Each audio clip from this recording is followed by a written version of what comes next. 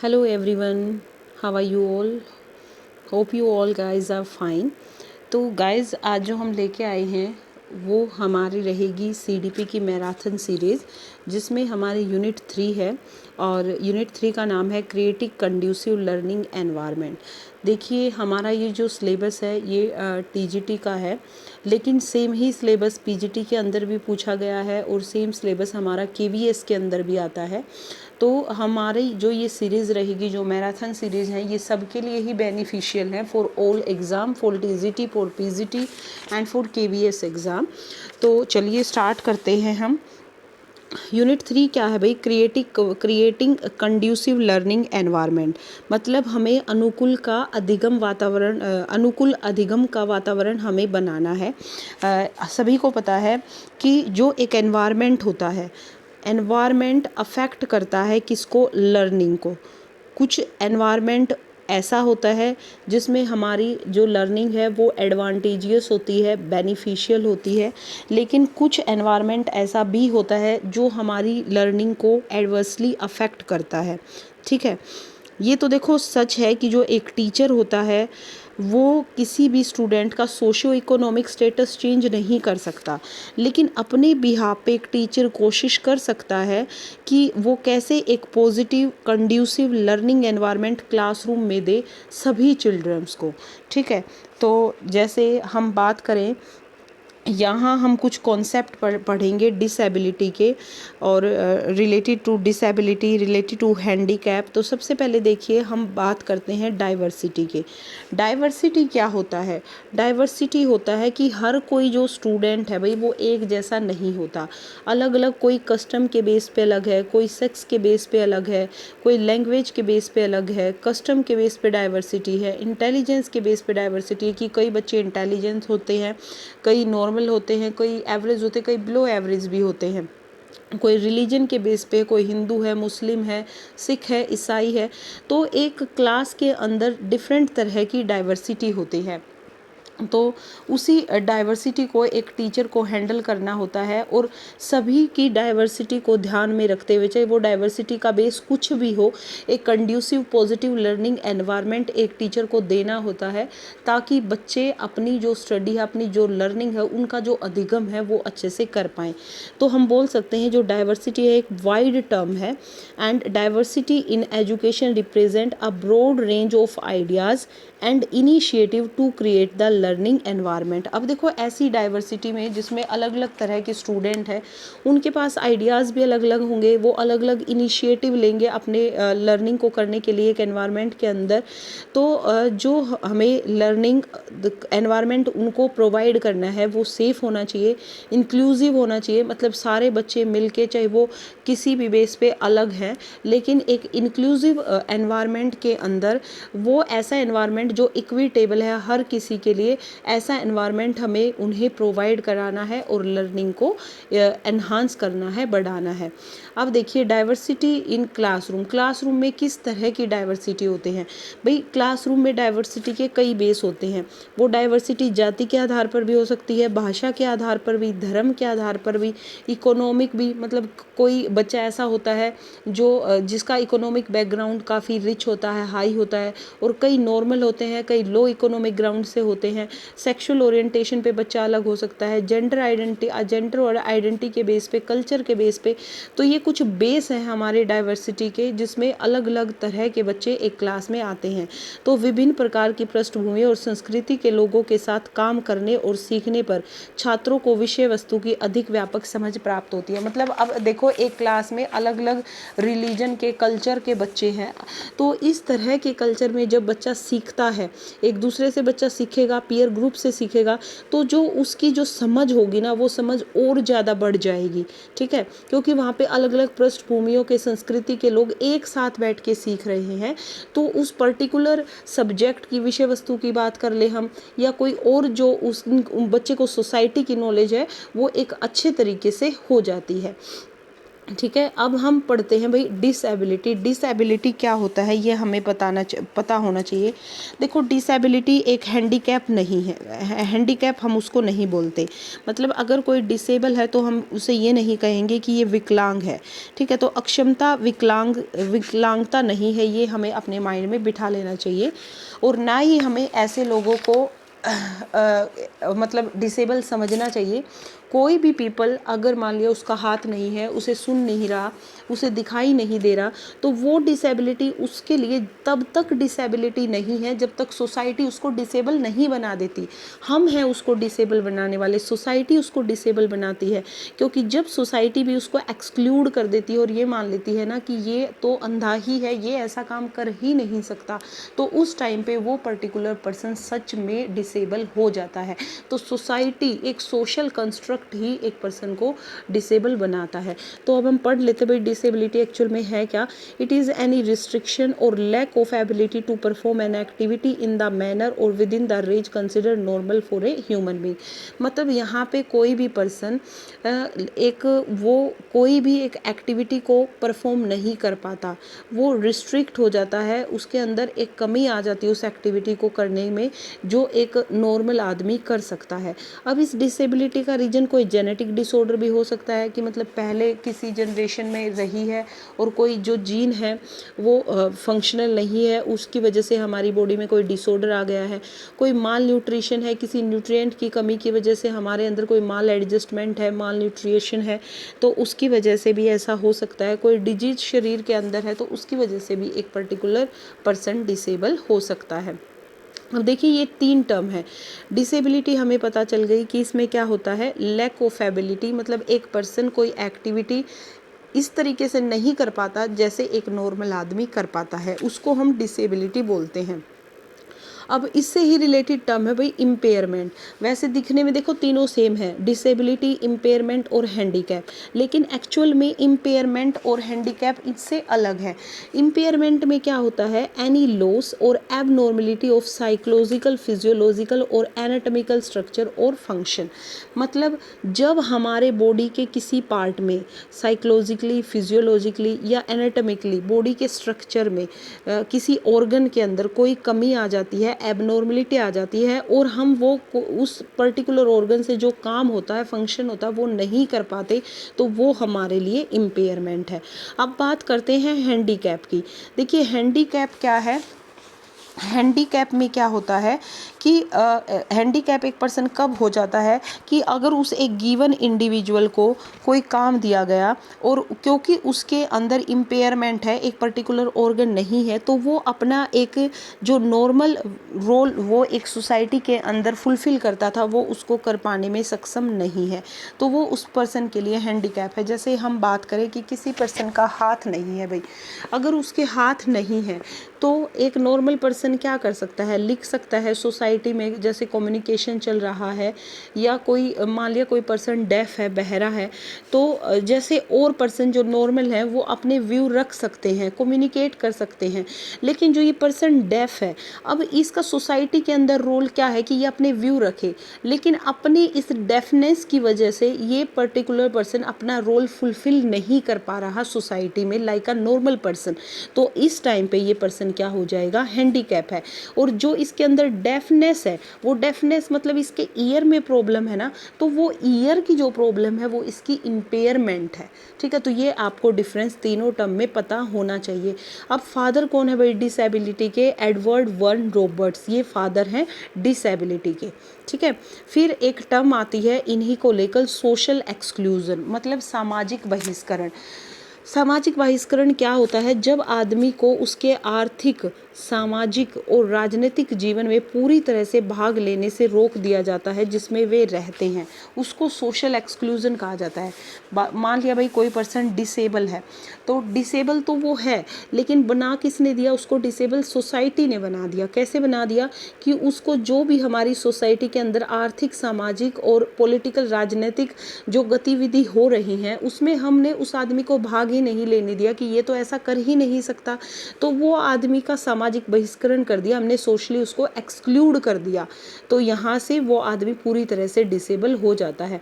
Social exclusion को ही, social exclusion मतलब उसको हमने सोसाइटी में जितने भी रोल होते हैं, जो फंक्शन होते हैं, उसमें भाग नहीं लेने दिया, तो उसको सोशली एक्सक्लूड कर दिया। इसको और क्या बोला जाता है भाई? सोशल मार्जिनलाइजेशन, सामाजिक बहिष्करण भी इसको बोला जाता है। और रिजल्ट क्या होता है सोशल एक्सक्लूजन का? एलिनेशन। एलिनेशन मतलब इस तरह से हम पर्सन को कर देते हैं कि वो एलियन है। एलियन देखा होगा भाई, एलियन जैसे दूसरी प्लेनेट से आते हैं, एलियन है, ये तो कुछ कर ही नहीं सकता। तो इसी तरह से हमने जब उसका सामाजिक बहिष्करण कर दिया ना, तो उसको एलिनेशन कर दिया, उसको बिल्कुल अलग कर दिया, एक एलियन की कैटेगरी में उसको रख दिया हमने। ठीक है, अब चिल्ड्रन कौन कौन से ऐसे बच्चे हैं जो एक्सक्लूज़न के रिस्क पे हैं, जिनका एक्सक्लूज़न हो रहा है? एक तो वो चिल्ड्रन जो डिसेबल हैं, जिसके अंदर कोई ना कोई किसी तरह की डिसेबिलिटी है, उनको हमारी सोसाइटी एक्सक्लूड कर देती है। एक वो चिल्ड्रन जो डिप्राइव्ड एनवायरनमेंट से हैं, मतलब उनको उचित वातावरण या वंचित वातावरण हम बोले नहीं मिल पा रहा स्टडी के लिए या कुछ भी अपना सोसाइटी में रोल फुलफिल करने के लिए, तो उन ऐसे बच्चे को भी बिल्कुल सोसाइटी से एक्सक्लूड कर दिया जाता है, जो कि बिल्कुल भी सही नहीं है। फिर एक जो गर्ल चाइल्ड है, मोस्ट पार्ट ऑफ कंट्री, ऐसे मोस्टली पार्ट है हमारी कंट्री के अंदर जहाँ पे गर्ल चाइल्ड को इतनी हम ये बोले कोई भी छूट नहीं है जितनी एक बॉय को है, तो वहाँ पे भी गर्ल को हम क्या कर रहे हैं? सोसाइटी से एक्सक्लूड कर रहे हैं। एक वो बच्चे रिस्क ऑफ एक्सक्लूजन पे हैं जो गिफ्टेड हैं या क्रिएटिव हैं। वो कैसे? कि जो हम एक स्कूल में एनवायरनमेंट प्रोवाइड कर रहे हैं क्लासरूम के अंदर, तो हम वहाँ पे जो सिलेबस करते हैं, जो इंस्ट्रक्शन देते हैं, जो चैप्टर भी हम डिलीवर करते हैं, तो वो हम एक नॉर्मल बच्चे को ध्यान में रखते हुए करते हैं। तो ऐसे बच्चों का क्या, जो हमारे प्रतिभाशाली हैं, रचनात्मक माइंड के हैं, उन बच्चों को हम उनके आईक्यू के अनुसार कुछ भी नहीं दे पा रहे हमारे स्कूल, तो वो भी कहीं ना कहीं एक्सक्लूड हो रहे हैं। अंडर अचीवर जो बच्चे हैं, जो बिल्कुल नील हैं भाई बच्चे, उनकी तरफ कोई ध्यान नहीं होता। अगर एक बच्चा फिफ्थ क्लास में उसके 32 मार्क्स आए हैं या 29 मार्क्स आए हैं आउट ऑफ 100, तो वो हमारा अगली क्लास तक जाते जाते उसका रिजल्ट वही रहता है, वो अंडर अचीवर ही रहता है। तो उसकी तरफ भी हमारी सोसाइटी का कोई ध्यान नहीं होता। जो माइनॉरिटी के ग्रुप हैं, जो कॉन्स्ट्रेंट है, ज्योग्राफिक हैं स्टूडेंट, तो ये सारे ही हमारे किस में आ जाते हैं? एक्सक्लूजन वाले बच्चों में आ जाते हैं। तो हमें क्या करना है? हमें इन सभी बच्चों को इंक्लूजन में लाना है। हमें इनको ऐसा एनवायरनमेंट प्रोवाइड कराना है कि हर बच्चे की ज़रूरत को ध्यान में रखते हुए उनको शिक्षा दी जाए।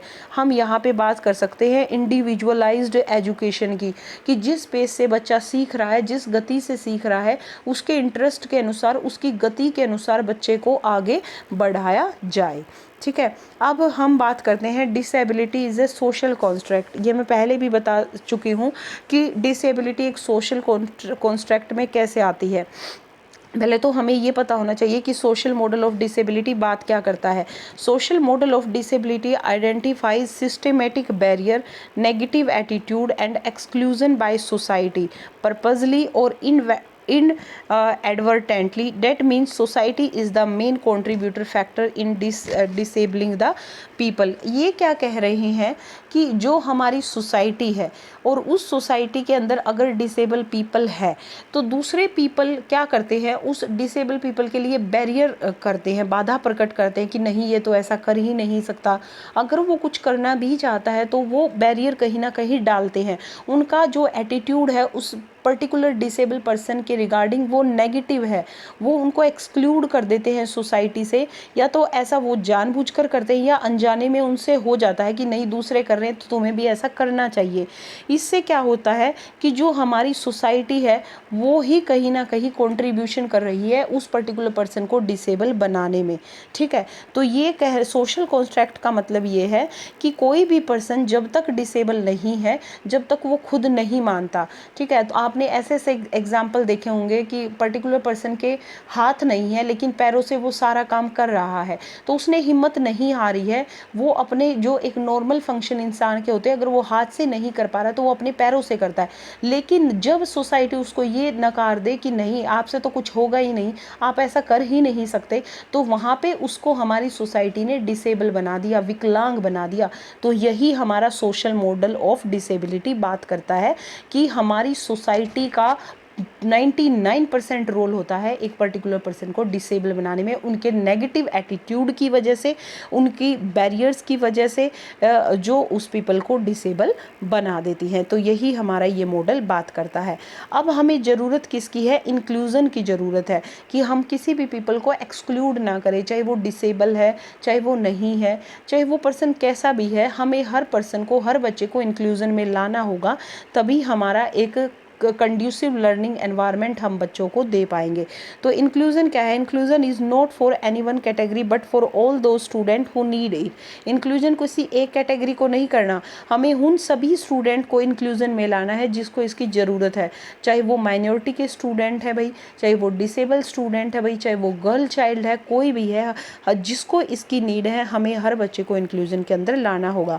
फॉर दो student who can not work in normal environment, for example physically disabled and talented and other type also. ऐसी बात नहीं है हमें इंक्लूजन में सिर्फ हम उनकी बात कर रहे हैं जो फिजिकली डिसेबल हैं, नहीं, जो टैलेंटेड बच्चे भी हैं हमारे, जो क्रिएटिव बच्चे हैं, जिनकी क्रिटिकल थिंकिंग है, ऐसे बच्चों को भी हमें इंक्लूजन में लाना होगा। और इंक्लूजन में हम उनको कब ला पाएंगे? जब हम उनको उनके IQ के अकॉर्डिंग हर चीज़ प्रोवाइड कर रहे होंगे, तब वो बच्चे हमारे इंक्लूजन में आएंगे। ठीक है। अब देखिए जो इम्पोर्टेंस है इंक्लूजन की हमारे एजुकेशन के अंदर, वो क्या है? सबसे पहले इंक्लूजन से क्या होता है? It is the process of bring all student together in one classroom, सामर्थ्य या कमजोरियों की परवाह किए बना। मतलब अगर कोई बच्चे के अंदर कोई सामर्थ्य नहीं है, उनके अंदर कोई डिसेबिलिटी है, कोई कमजोरी है, उन चीज़ों को हमें एक तरफ कर देना है और सभी बच्चों को एक साथ क्लासरूम के अंदर लाना है, वो हमारा इंक्लूजन है। हर किसी को उसकी योग्यता के लिए पहचानना है और सम्मानित किया जाना है। मतलब क्लास में जब हम बच्चों को लेके आते हैं तो हर बच्चे को उनके टैलेंट के अनुसार उनकी रिस्पेक्ट करनी है, उनको सम्मान देना है, ये हमारा इंक्लूजन है। Diversity of student are taught using teaching learning strategy adapted to individual learning need. जैसे सपोज किसी बच्चे को दिखाई नहीं देता तो उसके लिए हमने ब्रेल लिपि की है, तो ब्रेल लिपि से हमें उसको पढ़ाना है। हर पर्सन के लिए जिस भी बच्चे को जिस तरीके के टीचिंग लर्निंग स्ट्रेटजी की नीड है, इंडिविजुअलाइज लर्निंग नीड को हमें हायर करके बच्चों को शिक्षा देनी है, ये हमारा इंक्लूजन है। नेक्स्ट क्या है? It is a process that allow every individual to feel accepted, valued and safe. हमें हर बच्चे को एक ऐसा समावेश देना है, एक ऐसा एनवायरनमेंट प्रोवाइड करना है ताकि उसमें हर बच्चा फील करे कि हाँ, यहाँ मैं सेफ़ हूँ, यहाँ मुझे कोई एक्सक्लूड नहीं करेगा, उसके बात की वैल्यू की जाएगी, उसके व्यू को एक्सेप्ट किया जाएगा। हम क्या करते हैं, हम एक क्लासरूम में पढ़ा रहे हैं, कई बार ऐसा अब भी होता है, एक टीचर क्या करता है, जो एक इंटेलिजेंट बच्चा है, अगर वो अपने आइडियाज़ देता है, टीचर उसके आइडियाज़ को ध्यान से सुनेगा। लेकिन उसके साथ ही एक ऐसा बच्चा जो एवरेज है या बिलो एवरेज है और वो अपने आइडियाज़ देता है, तो टीचर उसको नकार देता है। हमें ऐसा नहीं करना, हमें हर बच्चे को इंक्लूजन में लाना है, उनको फील कराना है कि वो सेफ है, उनके व्यूज़ को, आइडियाज़ को एक्सेप्ट करना है, उनको वैल्यू देनी है। ठीक है, तो इसको ही हम इंक्लूजन बोलते हैं। मान्यता और समर्थन के माध्यम से एक समावेशी समुदाय नागरिकता के लाभों के लिए सार्थक भागीदारी और समान पहुंच प्रदान हमें उनको करनी है। यह समुदाय के प्रत्येक सदस्य की भलाई को बढ़ाने का एक साधन है। अब एक बात बताइए, अगर हम बच्चे को इंक्लूजन में लाएंगे तो इससे सोसाइटी के सारे बच्चे एक साथ आएंगे, तो जब सोसाइटी के सब बच्चे एक साथ ग्रो करेंगे, सक्सेस होंगे, तो ये हम किसके लिए कर रहे हैं? हम हर एक सदस्य की भलाई हो पाए उनके लिए ही हम कर रहे हैं। लर्निंग डिसेबिलिटी की टर्म भाई सैमुअल किर्क ने दी थी और इसी को फादर मान भी लिया जाता है। एक्चुअल में फादर जो मैंने बताया था वो है ऊपर, ऊपर, लेकिन इनको भी फादर माना जाता है। हमारे जो आंसर सही माना जाता है वो सैमुअल किर्क को माना जाता है एक्चुअल में, पर इन्होंने सिर्फ एक टर्म दी थी लर्निंग डिसेबिलिटी की, ये फादर नहीं है। Learning disability are diagnosed when student engaged in academic activities with other children. अब लर्निंग डिसेबल को डायग्नोज कब किया जाता है? जब वो स्टूडेंट एकेडमिक एक्टिविटी में आता है नॉर्मल चिल्ड्रन के साथ, तो तब हमें पता चलता है कि इसको कोई लर्निंग डिसेबिलिटी है। तो देखिए, कुछ डिसेबिलिटी तो हम लास्ट वीडियो में कर चुके थे, कुछ एक ऐसी डिसेबिलिटी अभी भी है जो हमारी रहती हैं, तो उनको हम स्टडी करेंगे। ध्यान से सुनिएगा। देखिए भाई, फर्स्ट है हमारा यहाँ OCD, फुल फॉर्म है ऑब्सेसिव कंपल्सिव डिसऑर्डर। इसमें अकरेंस होती है unwanted intrusive obsessive thought and distressing images which are usually accompanied by compulsive behaviour. मतलब एक बच्चे के अंदर अनवांटेड और अजीब तरह के विचार उसके माइंड में आने लगते हैं जो उसको स्ट्रेस देते हैं, और उसकी वजह से बच्चा एक बाध्यकारी व्यवहार करना शुरू कर देता है, उसके मन में बाध्य विचार आते हैं। इस बीमारी की वजह से क्या होता है? Inability to stop thinking about a topic और आइडिया। बच्चा किसी टॉपिक के बारे में या उसके माइंड में जो आइडियाज़ आते हैं उन आइडियाज़ के बारे में बच्चा नहीं सोच पाता, और किसी विशेष विचार या विषय के बारे में भी वो सोचना बंद कर देता है। तो ये था हमारा ऑब्सेसिव कंपल्सिव डिसऑर्डर। नेक्स्ट है हमारा मेंटल रिटार्डेशन। मेंटल रिटार्डेशन को हिंदी में बोला जाता है भाई मानसिक मंदता। क्या बोलते हैं हम इसको? मानसिक मंदता। तो ये क्या होता है? जैसे नाम से ही सजेस्ट हुआ है कि जो मेंटली है एक बच्चा, उसकी मेंटली ग्रोथ सही नहीं होती, जो फंक्शन होती है हमारे ब्रेन की वो भी सही नहीं होती। मतलब एक इंडिविजुअल की जो मेंटल कैपेसिटी है वो लो हो जाती है। किसी व्यक्ति की मानसिक क्षमताओं के सामान्य वृद्धि, विकास और कामकाज की मंदता को दर्शाता है। मतलब मेंटल रिटार्डेशन क्या है? ये एक तरह की जो हमारी माइंड की ग्रोथ होती है, डेवलपमेंट होती है, जब उसमें कमी आ जाती है ग्रोथ और डेवलपमेंट में, तो उसी को हम मेंटल रिटार्डेशन बोल देते हैं। अब जो एक IQ होता है मेंटल रिटार्डेड पर्सन का, वो 20 to 70 होता है। ये आपको याद रखना है, less than 20 to 70, less than है भैया 20 to 70, ठीक है। और इसके अलावा बेस्ड ऑन IQ मतलब IQ के बेस पे ही हमने मेंटल रिटार्डेशन को 4 कैटेगरी में क्लासीफाई किया है। वो है हमारी माइल्ड, मॉडरेट, सीवियर और प्रोफाउंड। अब अगर किसी बच्चे का IQ लेवल लो है तो इससे क्या होगा? Higher the IQ level, lower the difference between actual chronological and mental age and more appropriate child behavior। मतलब किसी बच्चे का देखो भाई जो IQ लेवल है अगर वो ज़्यादा होगा तो किसका डिफरेंस कम हो जाएगा? उनकी मेंटल एज का और उनकी एक्चुअल एज का। मतलब मेंटल एज होती है जो उनकी मानसिक आयु है, और क्रोनोलॉजिकल एज होती है जो उनकी वास्तविक आयु है। तो दोनों के बीच का डिफरेंस कम हो जाता है, और जब दोनों के बीच का डिफरेंस कम होता है तो उस बच्चे का बिहेवियर एप्रोप्रिएट होता है, ठीक है। लेकिन अगर IQ लेवल ही लो है तो ऐसे में बच्चे अपनी मेंटल एज से बहुत पीछे रह जाते हैं, और ऐसे बच्चों को ही मेंटली रिटार्ड बोला जाता है। अब जो 4 रेंज है मेंटली रिटार्ड पीपल की, हमने बात की थी, एक माइल्ड मेंटल रिटार्डेशन है, एक मॉडरेट मेंटल रिटार्डेशन है। देखो माइल्ड को हम माइल्ड ही बोलेंगे हिंदी में, मॉडरेट को मध्यम हम बोल सकते हैं, सीवियर को हम गंभीर मानसिक मंदता बोल सकते हैं भाई, और प्रोफाउंड को हम बोल सकते हैं गहरी मंदता। तो माइल्ड की जो रेंज होती है वो 50-55 से 70 के बीच में ऐसे लोगों की IQ लेवल होता है। मॉडरेट वालों का 35-40 से लेके 50 से 55 तक होता है। सीवियर मेंटल रिटार्डेशन 20 से 25 से स्टार्ट होके 35 to 40 तक जाता है, और जिनको प्रोफाउंड ज़्यादा ही मानसिक मंदता है उनका IQ लेवल 20 से भी कम होता है। तो ये कुछ कैटेगरी डिवाइड की गई है मेंटली रिटार्डेड पीपल की। नेक्स्ट देखिए, नेक्स्ट जो हमारी एक डिसेबिलिटी रहेगी वो है भाई सेरिब्रल पाल्सी, जिसको बोला जाता है मस्तिष्क पक्षाघात। ये एक डिसऑर्डर है जो अफेक्ट करता है पर्सन की एबिलिटी को कि वो मूव ना कर पाए और अपने बॉडी पोस्चर को भी वो मेंटेन ना कर पाए। तो यहाँ से देख लेते हैं, it affect person ability to move and maintain balance and posture. मतलब ना तो इसमें पर्सन अपना मूव कर पाएगा, ना ही अपने पोस्चर, बॉडी पोस्चर को, अपने बॉडी के संतुलन को बना पाएगा। ठीक है, ये एक कॉमन मोटर डिसेबिलिटी है, मतलब बाल्यावस्था में सबसे सामान्य पेशीय विकलांगता। इसमें जो हमारी मसल्स होती है ना बेटे, जो मांसपेशियां होती हैं, उनमें उनके फंक्शनिंग में प्रॉब्लम आ जाती है, उनमें वीकनेस आ जाती है और हम मांसपेशियों का अच्छे से यूज नहीं कर पाते। ठीक है, ये होता हमारा सेरिब्रल पाल्सी। तो ये इसके कुछ सिम्टम बताए हैं। रिजिड हो जाते हैं हमारे लिम्स, क्योंकि मोटर डिसेबिलिटी है तो मतलब आप अपने हाथ पैरों को अच्छे से जो हिला के एक नॉर्मल व्यक्ति काम कर पाता है, हम नहीं कर पाएंगे। रिजिड लिम्स इसके अंदर हो जाते हैं। नेक्स्ट हमारी है विजुअल इम्पेयरमेंट। विजुअल इम्पेयरमेंट में क्या होता है, डिक्रीज एबिलिटी टू सी, मतलब हमें जो हमारा विजन है वो लॉस हो जाता है, कम हो जाता है, डिक्रीज हो जाता है। ठीक है,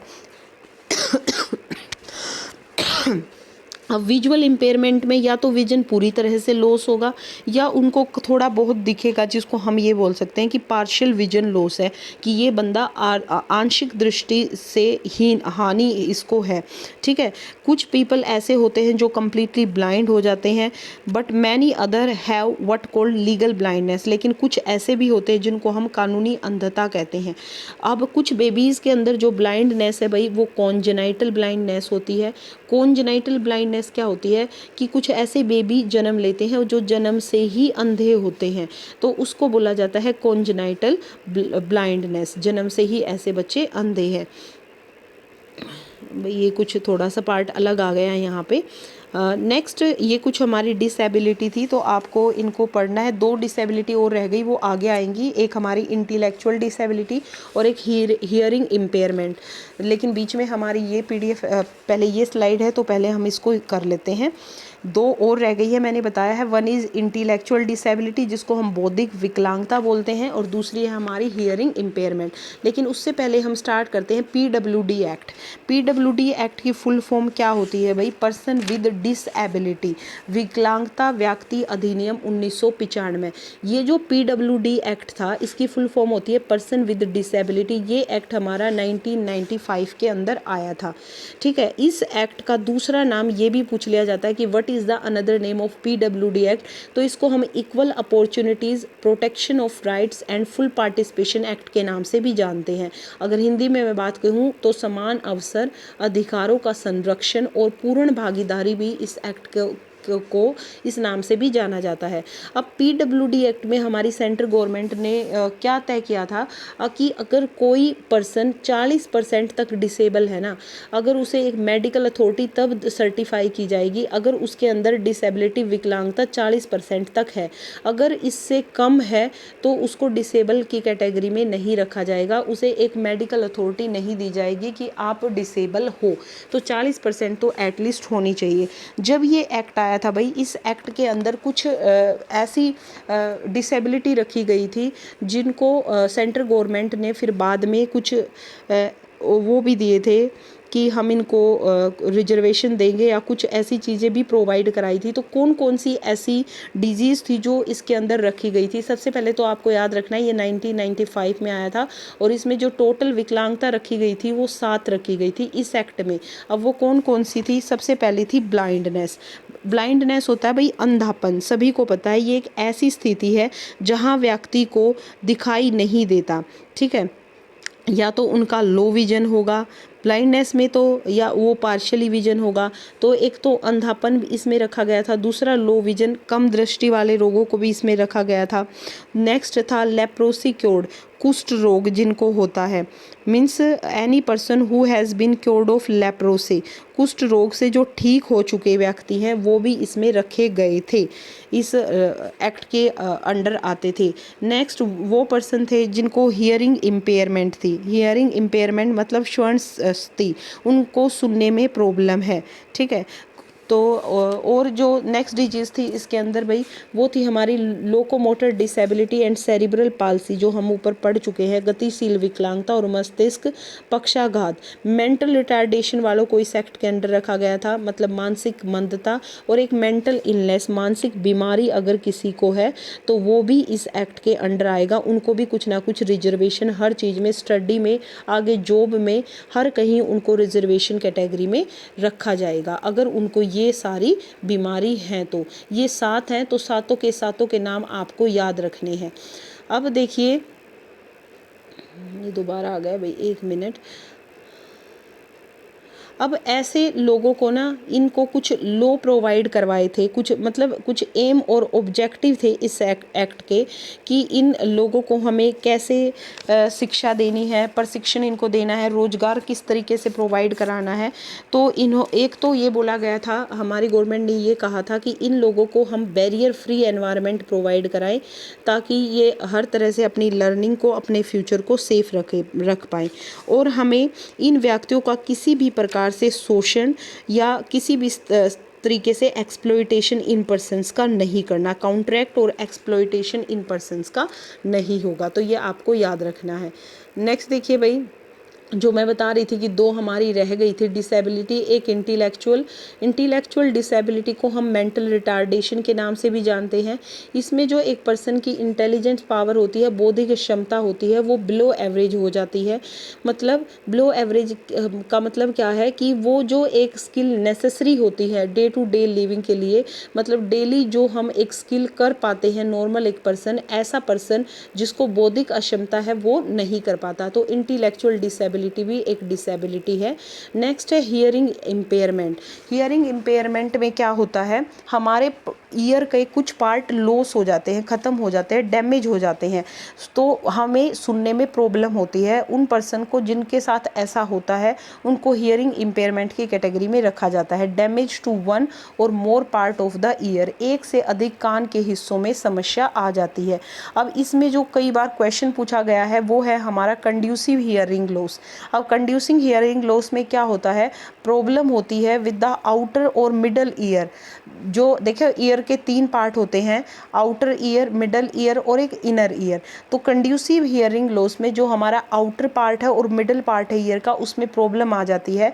अब वो जो आउटर और मिडल पार्ट है उनमें कौन कौन सा पार्ट है, ईयर कैनाल और ईयर ड्रम और ओसिकल। तो ये तीनों पार्ट ऐसे हैं जिनमें प्रॉब्लम आ जाती है और उसको हम बोलते हैं कंड्यूसिव हियरिंग लॉस। तो हिंदी वाले स्टूडेंट आप यहाँ से देख सकते हैं। अब बताया है कि हम एक ऐसा चाइल्ड जिसको लर्निंग डिसेबिलिटी है उसकी एजुकेशन को हम कैसे कराएं, अधिगम अक्षमता वाले बच्चे की शिक्षा कैसे होनी चाहिए भाई, इंक्लूजन स्ट्रेटजी को हम अपनाएं, और अपनाया भी है स्टेट और नेशनल अथॉरिटी ने। इन्होंने क्या बोला है कि जो एक लर्निंग डिसेबल्ड स्टूडेंट है और जो नॉन डिसेबल्ड स्टूडेंट है, एक टीचर को दोनों को साथ लेके चलना है और एक साथ दोनों को पढ़ाना है। अब ऐसे बच्चों के लिए अगर आपको एडिशनल इंस्ट्रक्शनल रिसोर्सेज की नीड है तो वो भी लर्निंग डिसेबल्ड स्टूडेंट को प्रोवाइड कराए जाए, अतिरिक्त अनुदेशात्मक संसाधनों का उपयोग उनको दिया जाए। तो यहाँ मैंने भाई ये एम और ऑब्जेक्टिव मेंशन किए हैं। पर्सन विद डिसेबिलिटी एक्ट वालों को क्या क्या मतलब एम और ऑब्जेक्टिव गवर्नमेंट ने उनके लिए सेट किए थे। तो यहाँ से ये आप स्टडी कर सकते हो। मैं बता चुकी हूँ कि उनको बैरियर फ्री, बाधा मुक्त एनवायरनमेंट देना है, ऐसे व्यक्तियों का शोषण और शोषण की किसी भी स्थिति का प्रतिकार करना है, मतलब ऐसे बच्चों को सेफ फील कराना है। ऐसे लोगों को हमने उनकी बातों को वैल्यू देनी है और उनका किसी भी तरीके से एक्सप्लॉयटेशन या कॉन्ट्रैक्ट हमें नहीं करना है। अब PWD एक्ट के 1995 के बाद एक और एक्ट आया, इसी एक्ट में कुछ चेंजेस किए गए और इसको बोला गया PWD act 2016। RPWD has replaced PWD act 1995। मतलब इस एक्ट को रिप्लेस कर दिया गया 2016 के अंदर। ठीक है, तो इसमें क्वेश्चन बहुत बार पूछे जाते हैं। अब इसमें जो मेन चेंजेस हुए थे ना भाई, वो ये था कि जैसे PWD एक्ट में हमारी 7 तरह की विकलांगता ऐड की गई थी, इसमें 21 तरह की विकलांगताओं को जोड़ दिया गया था कि इन पर्सन को हम पर्सन विद डिसेबिलिटी की कैटेगरी में रखेंगे। Disability has been defined based on an evolving and dynamic concept disability have been increase to 21। इसमें जो डिसेबिलिटी थी उनको 21 डिसेबिलिटी की कैटेगरी में बढ़ा दिया गया था। Central government has the power to add more. अब इसके बाद 21 बढ़ाने के बाद भी सेंट्रल गवर्नमेंट के हाथ में पावर थी कि अगर और कोई भी ऐसी कैटेगरी है जिसको हम इसमें डाल सकते हैं तो वो पावर सिर्फ सेंट्रल गवर्नमेंट के पास थी। अब ये जो न्यू एक्ट आया था ये किसके अंडर आया था? UNCRPD। फुल फॉर्म क्या है भाई इसकी? United nation convention on the rights of person with disability.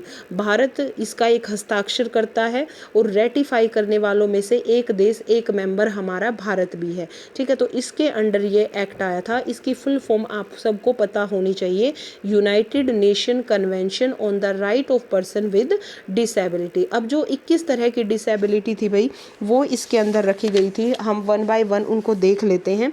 वो डिसेबिलिटी कौन कौन सी थी? ब्लाइंडनेस को रखा गया था, लो विजन को रखा गया था, लेप्रोसी क्योर्ड पर्सन, ऐसे लोग जो कुष्ठ रोग से ठीक हो चुके हैं, जो हमने पीछे पढ़ा था 7 तो वही मिलेंगे हमारे। Hearing impairment, locomotor disability, dwarfism मतलब जो बोने व्यक्ति हैं वो भी इसमें आ गए थे, इंटेलेक्चुअल डिसेबिलिटी, मेंटल इलनेस मतलब मानसिक मंदता, autism spectrum disorder, cerebral palsy, muscular dystrophy मतलब जिनको मसल्स यूज करने में प्रॉब्लम है, क्रोनिक न्यूरोलॉजिकल कंडीशन वाले व्यक्ति, स्पेसिफिक लर्निंग डिसेबिलिटी जिनको है वो भी इस कैटेगरी में आए थे, मल्टीपल स्क्लेरोसिस जिनको स्पीच और लैंग्वेज की प्रॉब्लम है, थैलेसीमिया जिनको है, हीमोफीलिया है, अगर किसी को सिकल सेल डिजीज है, ये हमारे ब्लड सेल से रिलेटेड डिजीज होती है, मल्टीपल डिसेबिलिटी वाले पर्सन, एसिड अटैक विक्टिम जो अम्लीय हमले का शिकार हो चुके हैं वो भी इस एक्ट के अंडर कंसिडर किए गए, और पार्किंसन डिजीज ये हमारे जेनेटिक डिसऑर्डर हैं।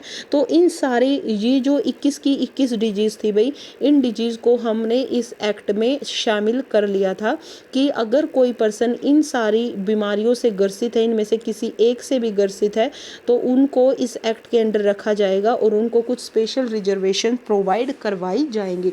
तो आपसे एक तो क्वेश्चन ये पूछ लिया जाता है कि 1995 के एक्ट को किस एक्ट ने रिप्लेस किया था? तो यहाँ पे 2016 के एक्ट ने इसको रिप्लेस कर दिया था, और विकलांगता 7 से बढ़कर कितनी हो गई थी भाई? 21 हो गई थी। ये आपको 21 की 21 आप कैसे भी इसको निमोनिक्स बना के याद रखो, आपको याद रखनी होंगी। अब कुछ हम सिस्टम पढ़ लेते हैं एजुकेशन का। अब देखिए जो सिस्टम है एजुकेशन का वो अलग अलग आया था। Inclusive education I, special education I, फिर इंटीग्रेटेड एजुकेशन आई, एक नॉर्मल एजुकेशन होती है जो हम नॉर्मल स्टूडेंट को देते हैं। तो अब हम कुछ इन एजुकेशन के बारे में स्टडी कर लेते हैं। देखिए सबसे पहले हम स्टडी करते हैं इंक्लूसिव एजुकेशन क्या होता है। इंक्लूसिव एजुकेशन में हम क्या करते हैं? Inclusive education means all children in the same classroom or in the same school। मतलब हर तरह का बच्चा, चाहे वो मेंटली डिसेबल है, किसी तरीके से भी उसके अंदर डिसेबिलिटी है, चाहे वो नॉर्मल है, चाहे वो टैलेंटेड है, चाहे वो क्रिएटिव स्टूडेंट है, हर तरह के चिल्ड्रन को हमें सेम क्लासरूम और सेम स्कूल में रखना है। मतलब ऐसा नहीं है बच्चे टैलेंटेड है तो उनके लिए स्कूल अलग कर दिया, क्लासरूम अलग कर दिया, ऐसा बिल्कुल भी नहीं है। इंक्लूसिव मीन्स समावेशी शिक्षा, जहाँ पे रियल लर्निंग अपॉर्चुनिटी स्टूडेंट को दी गई है। सॉरी भाई, एक मिनट कहाँ गायब हो गई स्लाइड। रियल लर्निंग अपॉर्चुनिटी हमें स्टूडेंट को देनी है, गायब हो गई, कुछ प्रॉब्लम हो गई है भाई यहाँ पे। मतलब यहाँ पे हर तरह के बच्चे को शामिल किया गया है, चाहे कोई दिव्यांग है, कोई माइनॉरिटी लैंग्वेज वाला है, अल्पसंख्यक भाषा बोलने वाले, सभी को इसमें शामिल किया जाएगा समावेशी शिक्षा में।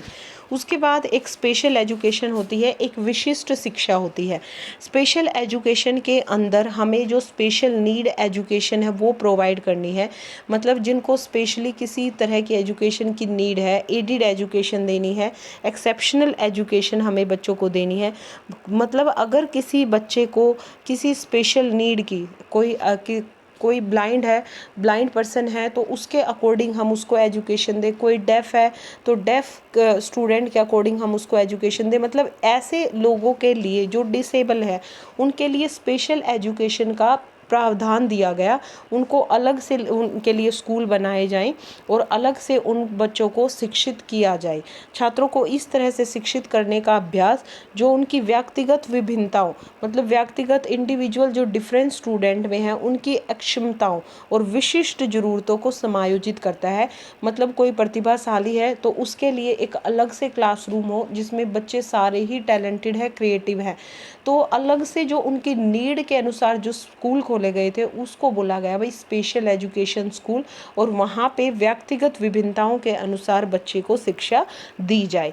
उसके बाद आया भाई इंटीग्रेटेड एजुकेशन। इंटीग्रेटेड एजुकेशन में जो स्टूडेंट थे वो डिफरेंट बैकग्राउंड से थे, लेकिन वो सारे एक साथ पढ़ते थे, स्पेशल केयर उनको दी जाती थी। इंक्लूसिव प्रोसेस था, इंटीग्रेटेड का भी फोकस होता था यहाँ पे इंक्लूजन हो, सब बच्चे एक साथ हो और हर बच्चे को इक्वलिटी दी जाए, इक्वल कंसिडर किया जाए। ऐसा नहीं कि किसी बच्चे को कम सुनता है तो हम उसकी तरफ ध्यान ही ना दें, इक्वलिटी एक क्लास के अंदर हर बच्चे को दी जानी चाहिए। Everyone come together for more learning, for more meaningful experience, हर कोई आगे आए, एक साथ आगे आए ताकि उनको मीनिंगफुल लर्निंग एक्सपीरियंस एक टीचर दे पाए। एक होती है भाई नॉर्मल एजुकेशन। नॉर्मल एजुकेशन जो हम बच्चों को दे रहे हैं, जैसे नॉर्मल एजुकेशन एक इवॉल्विंग प्रोग्राम है इंस्ट्रक्शन का, that is intend to provide student with opportunity to become responsible. हमें इस तरीके से स्टूडेंट को स्टडी लर्निंग इंस्ट्रक्शन देनी है कि वो एक रिस्पॉन्सिबल, एक रिस्पेक्टफुल ग्लोबल सिटीजन बन पाए और कंट्रीब्यूट कर पाए अपना रोल एक सोसाइटी के अंदर और एक सिटी के अंदर, और हर तरीके से अपना फैमिली और कम्युनिटीज़ के अंदर वो रोल निभा पाए। उनको नॉर्मल एजुकेशन, एक सम्मानजनक शिक्षा हमें उनको देनी है। ठीक है, उसके बाद जो कॉन्सेप्ट आता है भाई हमारा, वो आता है मेंटल हेल्थ का। आप देखो मेंटल हेल्थ को हम कैसे डिफाइन कर सकते हैं, जब एक पर्सन इमोशनली साइकोलॉजिकली वेल होता है, ठीक है, ताकि वो वेल कब होगा, इमोशनली साइकोलॉजिकली मतलब मनोवैज्ञानिक रूप से या भावनात्मक रूप से वो कब ठीक होगा, जब वो अपने कॉग्निटिव और इमोशनल कैपेबिलिटी के साथ कोई निर्णय ले पाएगा। ठीक है, हम इसको कैसे डिफाइन कर सकते हैं, देखिए मैंने लिखा है a state of psychological emotional wellbeing in which an individual is able to use his her cognitive and emotional capability. मतलब अपना वो कोग्निटिव, संज्ञानात्मक और इमोशनल कैपेबिलिटी उसके अंदर हो ताकि वो फंक्शन कर पाए आराम से सोसाइटी के अंदर और to meet the demand of everyday life, और उसकी जो लाइफ की जो डे टू डे डिमांड है उनको आराम से फुलफ़िल कर पाए। इस तरीके से अगर कोई पर्सन है तो वो मेंटली हेल्दी है, और अगर वो पर्सन ऐसा नहीं कर पा रहा तो वो पर्सन मेंटली अनफिट है। ठीक है, और क्या बोल सकते हैं हम इसको, मेंटली हेल्दी पर्सन को successful performance in term of thought, mood and behaviour. वो मेंटली हेल्दी कब माना जाएगा, जब उसकी परफॉर्मेंस सक्सेसफुल होगी, उसके थॉट उसके अच्छे होंगे, उसके मूड के हिसाब से और उसके बिहेवियर के हिसाब से। अगर उसकी परफॉर्मेंस सोसाइटी के अंदर अच्छी है तो वो मेंटली हेल्दी है। अगर वो उसके अंदर एबिलिटी है टू अडप्ट, अपने आप को किसी भी वातावरण में अडप्ट करने की, समायोजित करने की, अपने आप को चेंज करने की, वातावरण के अनुसार, सिचुएशन के अनुसार कोप कर सके वो डाइवर्सिटी के अंदर, तो वो पर्सन को हम क्या कंसिडर करते हैं कि वो क्या है, मेंटली हेल्दी है। अब देखिए टीचर एक क्या रोल प्ले कर सकता है to keep mental health of the student, कि जो हमारे स्टूडेंट है वो मेंटली हेल्दी रहे, उनकी जो मेंटल हेल्थ है वो सही रहे। तो इसमें हमारे टीचर क्या कुछ कर सकते हैं हमारे बच्चों के लिए। सबसे पहले वो कर सकते हैं प्रोविज़न भाई को करिकुलर एक्टिविटी। को करिकुलर एक्टिविटी होती है भाई सह पाठ्यक्रम गतिविधियाँ। मतलब यहाँ हमें बच्चों को एक चैनल प्रोवाइड करना होगा को करिकुलर एक्टिविटी का, student instinct into healthy and fruitful channel. मतलब छात्रों की प्रवृत्ति स्वस्थ और उपयोगी चैनलों में हमें उनका ध्यान लगाना होगा। अब देखिए जो को करिकुलर एक्टिविटी है वो क्या प्रोवाइड करती है, वैल्यूएबल अपॉर्चुनिटी, जिनमें जो बच्चा है वो कुछ ना कुछ सीखता है और उनको एजुकेशनल बेनिफिट होता है। सेकंड, एक टीचर क्या कर सकता है, अलोइंग फ्रीडम ऑफ एक्सप्रेशन। मतलब अभिव्यक्ति एक बच्चा अपनी कर पाए, एक टीचर को इस तरीके से फ्रीडम बच्चे को देनी होगी ताकि वो अपने व्यूज़ को, अपने थॉट को, अपने बिलीफ को, अपने इमोशन को जो उसके इमोशन है किसी इशू को लेके, किसी टॉपिक को लेके, वो फ्रीली सबके आगे एक्सप्रेस कर पाए। इस तरीके से एक टीचर को स्टूडेंट के लिए इतनी फ्रीडम रखनी होगी। थर्ड क्या कर सकता है, paying attention to the difference in interest. अब देखिए, हर बच्चे का इंटरेस्ट अलग अलग होता है, रुचियाँ अलग अलग होती हैं, लेकिन एक टीचर ही है स्कूल के अंदर जो उनकी जो रुचियों का अंतर है उस पर वो ध्यान दे सकता है। ठीक है, हर एक जो बच्चा है, every child differ from other, दूसरों से कैसे अलग है, अपनी फिज़िकल और साइकोलॉजिकल एस्पेक्ट में वो दूसरों से अलग है। ये जो इंडिविजुअल डिफरेंस है, इनको एक टीचर को क्या करना होगा, समझना होगा और उनके इंटरेस्ट के अकॉर्डिंग ही उनको अटेंशन पे करनी होगी। By paying attention to difference in interest, better learning experience and mental health could be provided to them. मतलब जब हम उनके इंटरेस्ट के हिसाब से उनको लर्निंग एक्सपीरियंस देंगे तो वो बच्चे मेंटली हेल्दी भी रहेंगे।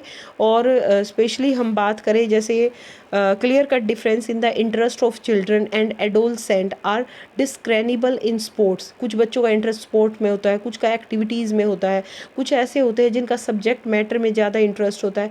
तो हर एक क्लासरूम के अंदर बच्चे अलग अलग तरह के होते हैं, उनके इंटरेस्ट के हिसाब से एक टीचर को उनकी तरफ अटेंशन पे करनी होगी, तो हम उन बच्चों को मेंटली हेल्दी रख सकते हैं। अब है भाई एक्टिविटीज़ विच प्रोमोट मेंटल हेल्थ। कुछ ऐसी एक्टिविटीज़ हैं जिससे एक पर्सन है, देखिए अब जो एक्टिविटी ऐसी कौन कौन सी हैं जो प्रमोट करती है मेंटल हेल्थ को, जिससे बच्चों की जो मेंटल हेल्थ है उससे को हम बढ़ावा दे सकते हैं, उसको अच्छा कर सकते हैं। तो देखिए सबसे पहला पॉइंट यहाँ है, promotion of mental health in educational institution. मतलब हिंदी में क्या बोलेंगे, शैक्षिक संस्थानों में मानसिक स्वास्थ्य को बढ़ावा देना। कैसे बढ़ावा देंगे, जो मेंटल हेल्थ अवेयरनेस है उसको लेके हाँ आएंगे हम। मेंटल हेल्थ अवेयरनेस जो होती है, it will not only help to deal with such situation but will also make teacher and student more observant, so they can identify any mental health problem and they can receive early treatment. मतलब अगर हम मानसिक स्वास्थ्य जागरूकता लेके आएंगे तो यह न केवल ऐसी स्थितियों से निपटने में मदद करेगी, बल्कि जो शिक्षक है और छात्र है उनको भी अधिक चौकस बनाएगी अपने मेंटल हेल्थ के प्रति, ताकि वो अपने मानसिक स्वास्थ्य को खुद से पहचान सके और जितना शीघ्र हो उसका उपचार करा सके। सेकंड हमारा है भाई कम्युनिटी प्रोग्राम, मतलब सामुदायिक कार्यक्रम, हिंदी में हम इसको बोलेंगे। तो इसमें भी क्या होगा, हम कम्युनिटी के अंदर अवेयरनेस प्रोग्राम ऑर्गेनाइज करेंगे, जिसमें हमारा टॉपिक क्या होगा, adolescent and mental health of elderly person, mental health of women, ठीक है, सब्सटेंस अब्यूज़, डिप्रेशन। तो ये सारे हमारे टॉपिक होंगे अवेयरनेस प्रोग्राम के लिए। और जो कम्युनिटी लेवल पे हम अवेयरनेस क्रिएटेड करेंगे, वो हम अवेयरनेस क्रिएट करेंगे about the right also, about the law and policies also, जो हमारी मेंटल हेल्थ से रिलेटेड है। मतलब सामुदायिक स्तर पर जो मानसिक स्वास्थ्य से संबंधित हम अधिकारों, कानूनों और नीतियों के बारे में भी लोगों के अंदर जागरूकता पैदा करेंगे। नेक्स्ट है mental health promotion and intervention in the work place. मतलब जहाँ पे भी कोई पर्सन कार्य कर रहा है उसके कार्यस्थल पर भी मानसिक स्वास्थ्य को बढ़ावा देना है, उसके वर्क प्लेस पे भी। जैसे मोस्ट ऑफ द इंडिविजुअल, सभी को पता है, वो स्पेंड करते हैं majority of their time at work place. मतलब जहाँ पे वो काम करते हैं ज़्यादातर टाइम वो वहीं स्पेंड करते हैं। तो वहाँ पे क्या होना चाहिए, एक रेगुलर सेशन हम योगा का रख सकते हैं, 5 से 10 मिनट का, एक मेडिटेशन का हम रख सकते हैं। अगर हम सब कुछ मैनेज करके चलें, रिलैक्सेशन टेक्निक बता सकते हैं अपने स्टाफ को, अपने एम्प्लॉयज़ को, कि कैसे हम रिलैक्सेशन टेक्निक से अपना जो मेंटल हेल्थ है उसकी केयर कर सकते हैं। नेक्स्ट पॉइंट है भाई प्रोग्राम फॉर स्पेशल एजुकेशन। मतलब विशेष जो आबादी है उसके लिए कुछ कार्यक्रम भी होने चाहिए। सभी को पता है कि कुछ ऐसे इंडिविजुअल होते हैं भाई जो बिलोंग करते हैं स्पेशल पॉपुलेशन से। स्पेशल पॉपुलेशन मतलब they are more vulnerable to developing mental health problem and disorder. मतलब ऐसे पर्सन के साथ ना जो ये मेंटल हेल्थ की प्रॉब्लम है, डिसऑर्डर की प्रॉब्लम है, वो ज़्यादा रहती है। तो हमें क्या करना है, ऐसी पॉपुलेशन के लिए प्रोग्राम लेके आने हैं। हम प्री स्कूल पे भी कर सकते हैं, हम होम विजिट पे भी जाके उनको कुछ अवेयर कर सकते हैं और उनको जो ओवरऑल उनकी मेंटल हेल्थ है सोसाइटी के अंदर उसको अच्छी करने की कोशिश यहाँ पे हम कर सकते हैं। नेक्स्ट हमारा जो पॉइंट रहेगा वो है भाई वॉयलेंस प्रिवेंटिव प्रोग्राम, मतलब हिंसा रोकथाम कार्यक्रम। ये जो प्रोग्राम है इससे क्या होगा, टू प्रिवेंट वॉयलेंस, नाम से ही क्लियर है कि अगर हमने वॉयलेंस प्रिवेंटिव प्रोग्राम किए तो हम उससे हिंसा को रोक पाएंगे। ठीक है, अगर हिंसा रुक गई तो ये बदले में मानसिक स्वास्थ्य के मुद्दों को रोकने में भी मदद करेगा। और इसमें जो भी ऑर्गेनाइजेशन है, एजुकेशनल इंस्टीट्यूट है, वो सारे ही वर्क करेंगे। ऐसा नहीं सिर्फ गवर्नमेंट ये काम करेगी, इसमें जितने भी हमारे ऑर्गेनाइजेशन हैं, जितने एजुकेशनल इंस्टीट्यूशन है या कम्युनिटी लेवल पे कोई प्रोग्राम एजुकेशन इंस्टीट्यूट को करना है तो यही ऑर्गेनाइजेशन इन सब चीज़ों को, हिंसा वगैरह को रोकने में हेल्प करेंगी और लोगों का जो मेंटल हेल्थ है उसको ठीक करने की कोशिश करेंगी। नेक्स्ट क्या है, पेरेंटिंग इंटरवेंशन प्रोग्राम। मतलब पेरेंटिंग इंटरवेंशन प्रोग्राम का मतलब क्या है कि जो फैमिली होती है ना वो भी प्ले करती है इम्पोर्टेंट रोल एक इंडिविजुअल की लाइफ में। पेरेंट्स का सिग्निफिकेंट रोल होता है, सभी को पता है, हमारी लाइफ के अंदर। तो जो अवेयरनेस और इंटरवेंशन प्रोग्राम है वो किसके थ्रू भी ऑर्गेनाइज करने चाहिए, पेरेंट्स के थ्रू, माता पिता के थ्रू भी। And they help them to identify the symptom of mental health problem and disorder and seek early help. अगर ऐसे पेरेंट ऐसे इंटरवेंशन प्रोग्राम करेंगे तो वो क्या कर पाएंगे, वो आइडेंटिफाई कर पाएंगे कि जो मेंटल हेल्थ के सिम्टम्स है क्या वो हमारे बच्चों के अंदर हैं, क्या ऐसा कुछ डिसऑर्डर है उनके अंदर मेंटल हेल्थ वाला। अगर ऐसा है तो वो अर्ली स्टेज पे ही उसको करेक्ट कर पाएंगे। ठीक है, तो ये रोल प्ले कर सकते हैं। नेक्स्ट है प्रोमोटिंग पॉजिटिव मेंटल हेल्थ, मतलब सकारात्मक मानसिक स्वास्थ्य को बढ़ावा देना। देखिए केवल एक मेंटल हेल्थ प्रॉब्लम पे फोकस करना इनफ नहीं है भाई। We also need to focus on promoting positive mental health, कि जो मेंटल हेल्थ हमें देनी है ना, जो मानसिक स्वास्थ्य देना है वो एक सकारात्मक होना चाहिए। सकारात्मक मानसिक स्वास्थ्य को हमें बढ़ावा देना है। और ये हम कैसे कर सकते हैं, again we can done by organising the various events, awareness programme हम कर सकते हैं, एक्टिविटीज़ कर सकते हैं अलग अलग लेवल पे। तो ये कुछ ऐसे पॉइंट हैं जिससे हम अपनी मेंटल हेल्थ को इम्प्रूव कर सकते हैं।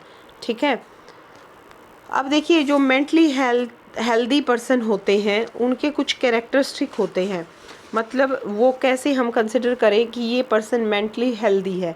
सबसे पहले है सेल्फ असेसमेंट, स्व मूल्यांकन हम हिंदी में इसको बोलेंगे। मतलब ये जो एबिलिटी है ये make them able to evaluate themselves from various perspective and lead a balance life. मतलब अगर किसी के अंदर स्व मूल्यांकन की प्रकृति है तो वह अपने आप को बहुत सारे दृष्टिकोण से मूल्यांकन कर सकता है। और अगर वो अपने आप को मूल्यांकन कर सकता है तो वो एक संतुलित जीवन जीने में अपने आप को सक्षम बना सकता है। सेकंड क्या है, एक्सेप्टेंस ऑफ रियलिटी, मतलब वास्तविकता को स्वीकार करना। इसका मतलब क्या है, this is the ability to understand reality and accept it accordingly. कई बार क्या होता है, हम वास्तविकता को समझने की कोशिश ही नहीं करते कि हमारे अंदर यह कमी है। तो अगर एक मेंटली हेल्दी पर्सन होगा तो उसके अंदर ये कैरेक्टरिस्टिक होता है, ये विशेषता होती है कि वो अपनी रियलिटी को समझ पाता है और जो उसकी रियलिटी है वो उसको एक्सेप्ट करता है। नेक्स्ट है सेल्फ कॉन्फिडेंस, आत्मविश्वास। ये जो एबिलिटी होती है ये this ability make them able to accept and trust them self. अगर हमारे अंदर सेल्फ कॉन्फिडेंस है तो हम खुद को एक्सेप्ट करते हैं, अपने आप पे ट्रस्ट करते हैं and make the learner feel very confident in all areas. अगर एक किसी स्टूडेंट के अंदर सेल्फ कॉन्फिडेंस है तो वो हर एरिया के अंदर सक्सेस गेन करता है और कॉन्फिडेंट फील करता है हर एक एरिया के अंदर। नेक्स्ट है हमारी प्रॉब्लम सॉल्विंग, ऐसे बच्चे समस्या समाधान भी कर पाते हैं। ये जो एबिलिटी है इट मेक और it enable them to find constructive solution to problem in their day to day और जनरल लाइफ। अगर किसी के अंदर प्रॉब्लम सॉल्विंग का कैरेक्टरिस्टिक है तो समस्या समाधान हम इसको हिंदी में बोलेंगे भाई, तो यह क्षमता उन बच्चों को अपने दैनिक या सामान्य जीवन में जो भी समस्या आती हैं उन समस्याओं का कंस्ट्रक्टिव तरीके से हल खोजने में सक्षम बना देती है। नेक्स्ट है, ऐसे बच्चों के अंदर इमोशनल मैच्योरिटी भी होती है। इमोशनल मैच्योरिटी को हम बोलते हैं भाई भावनात्मक परिपक्वता। ये जो एबिलिटी है ये उनको इन्फॉर्म करती है and help to communicate moral judgement and decision. मतलब उन लोगों को अगर वो इमोशनली परिपक्व है, मैच्योर है, तो उनको नैतिक निर्णयों और निर्णयों को सूचित करने और उसको संप्रेषित करने में भी मदद करती है। नेक्स्ट है, जो एक हेल्दी पर्सन होगा, मेंटली हेल्दी, उसके अंदर क्रिटिकल थिंकिंग होगी, विवेचनात्मक सोच उसकी होगी। अगर यह क्षमता उसके अंदर है तो वह एक वस्तुपरक मतलब एनालाइज कर पाएगा इन्फॉर्मेशन को। कोई भी इन्फॉर्मेशन है उसके पास, उसको वो अपने पर्सपेक्टिव से एनालाइज कर पाएगा, विश्लेषण करने में वो सक्षम होगा। नेक्स्ट है बेटे डिसीजन मेकिंग, निर्णय लेना।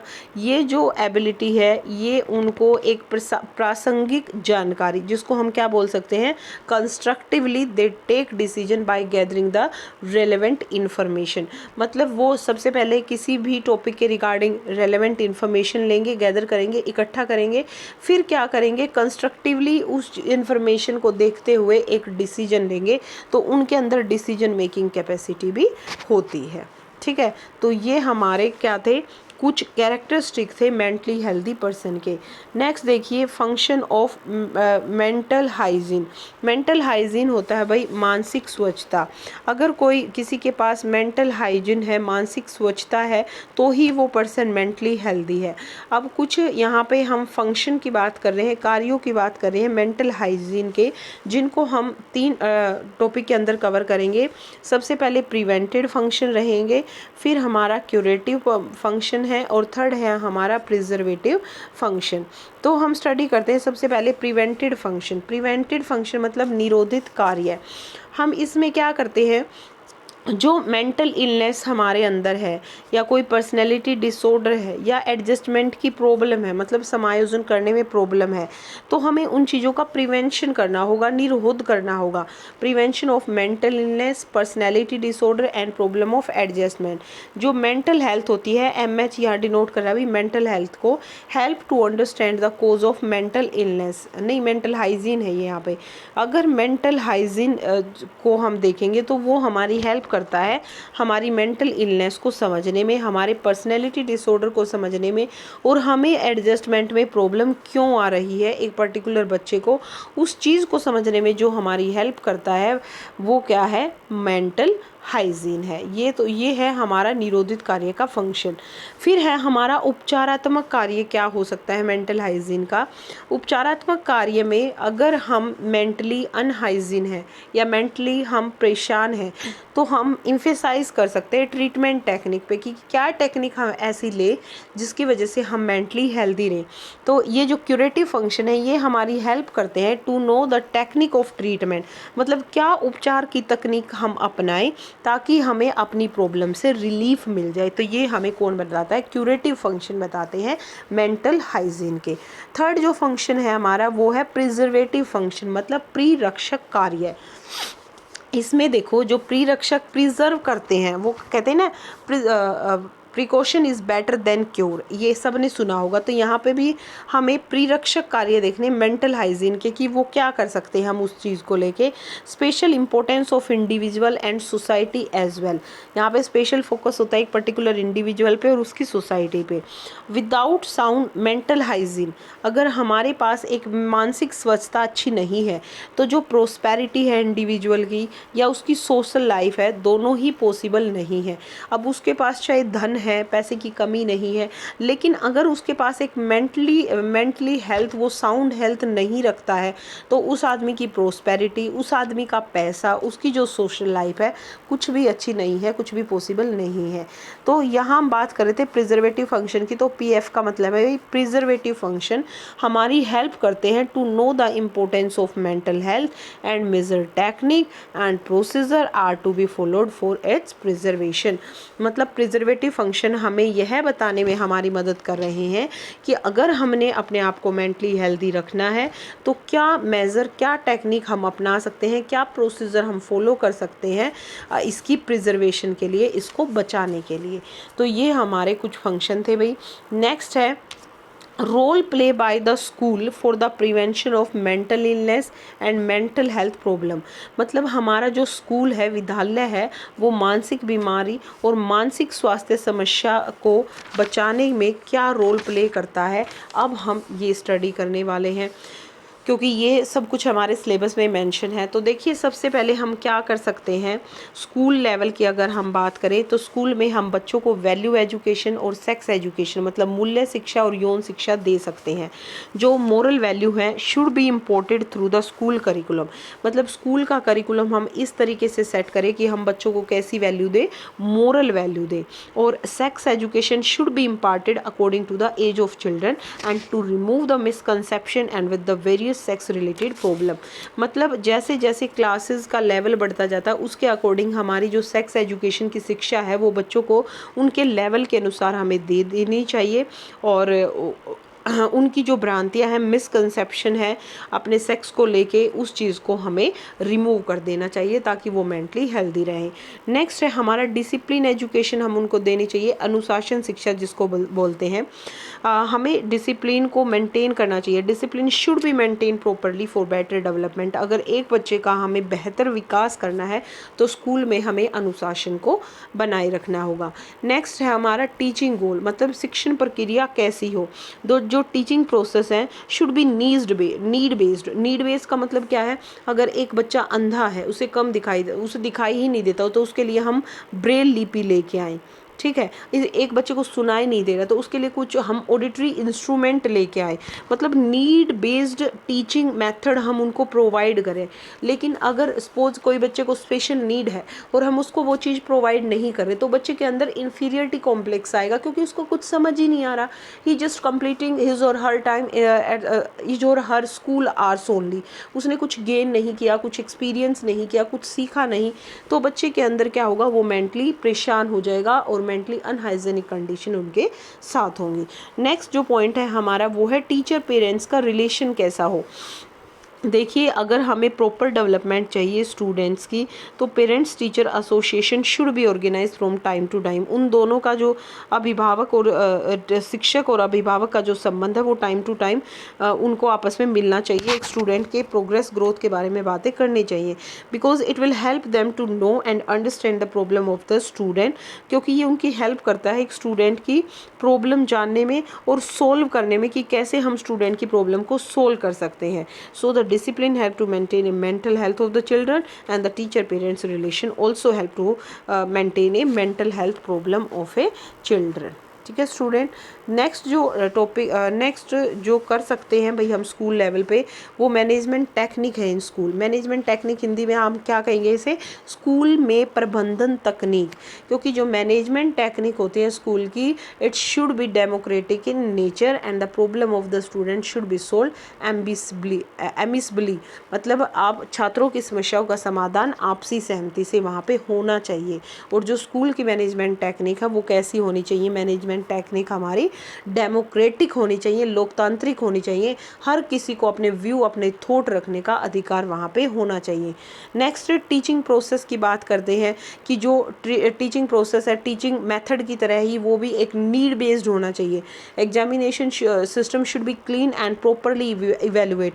हर बच्चे को नीड के अकॉर्डिंग जिस तरीके से हमने उनको टीच किया है उनको इवेल्युएशन करने का तरीका भी उसी तरीके का होना चाहिए।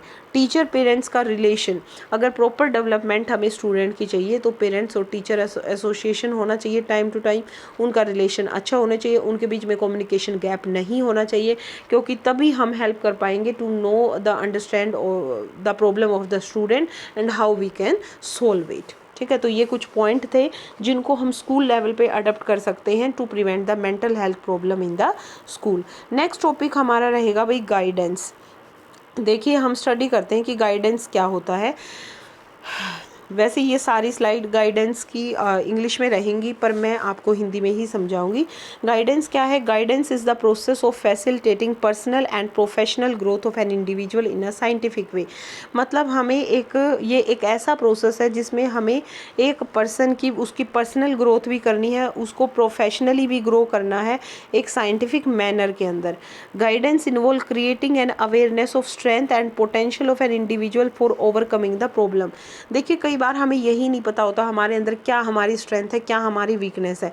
तो गाइडेंस ये क्रिएट करती है अवेयरनेस एक पर्सन के अंदर कि आपकी स्ट्रेंथ क्या है, पोटेंशियल क्या है, और आप अपनी समस्या को ओवरकम करने के लिए क्या कर सकते हैं। Guidance aim at making the individual self directing. जब एक पर्सन को ये पता होगा कि मेरी प्रॉब्लम कहाँ है, मेरी वीकनेसेस कहाँ हैं, तो वो खुद को सेल्फ डायरेक्ट कर पाएगा, अपने आप को एक्सेप्ट कर पाएगा और खुद को समझ पाएगा। प्रोफेशनल गाइडेंस, जो हम किसी एक पर्सन को उसके प्रोफेशन के बारे में गाइडेंस देते हैं ना, कि इन फ्यूचर आप किस प्रोफेशन में जा सकते हैं, कहाँ आप काम कर सकते हैं, उसके इंटरेस्ट को जान के उसको हम फॉर्मल गाइडेंस कहते हैं। और जो इनफॉर्मली हम किसी को एडवाइस दे देते हैं उसको हम इनफॉर्मल गाइडेंस कहते हैं। अब देखिए आर्थर जोन्स वो पर्सन था जिसने सबसे पहले एक डेफिनेशन दी है, नहीं यहाँ पे ये डेफिनेशन आर्थर जोन्स की, जिन्होंने क्या कहा है कि गाइडेंस क्या है? एक पर्सनल हेल्प है that is design to assist a person to go somewhere and do something. मतलब एक तरह की ये पर्सनल हेल्प है जो एक पर्सन को असिस्ट करती है और उसको ये बताती है कि आपको कहाँ जाना है, किस एरिया के अंदर आपको जाना है और क्या आपको करना है। तो ये हमारी आर्थर जोन्स की इम्पोर्टेंट डेफिनेशन थी, तो मैंने यहाँ पे ऐड कर दी। फिर हम पढ़ते हैं कि नीड और सिग्निफिकेंस क्या है गाइडेंस की, क्यों हमें ज़रूरत है गाइडेंस की। तो देखिए क्या एजुकेशनल में नीड होती है। गाइडेंस इज एन इंस्ट्रूमेंट, एक मिनट भी पेन ले लेते हैं। Guidance is as an instrument for the qualitative improvement of education. मतलब क्वालिटेटिव मतलब गाइडेंस अगर हम एजुकेशन को लेके किसी को देते हैं तो उनके अंदर गुणात्मक परिवर्तन हम एजुकेशन में देख सकते हैं। एक्सपेंड कर सकते हैं एजुकेशनल ऑब्जेक्टिव को, बता सकते हैं कि एजुकेशन अगर हम गेन करते हैं तो उसके ऑब्जेक्टिव क्या होंगे। सोल्यूशन दे सकता है एजुकेशनल प्रॉब्लम का, and solving the discipline problem which are related to education. Vocational need क्या कहती है? मतलब vocationalisation of education and guidance. मतलब हम बच्चे को ये बता दें कि अगर आप ये एजुकेशन लेते हैं तो आप फर्दर क्या कर सकते हैं, वोकेशनल नीड क्या है आपकी।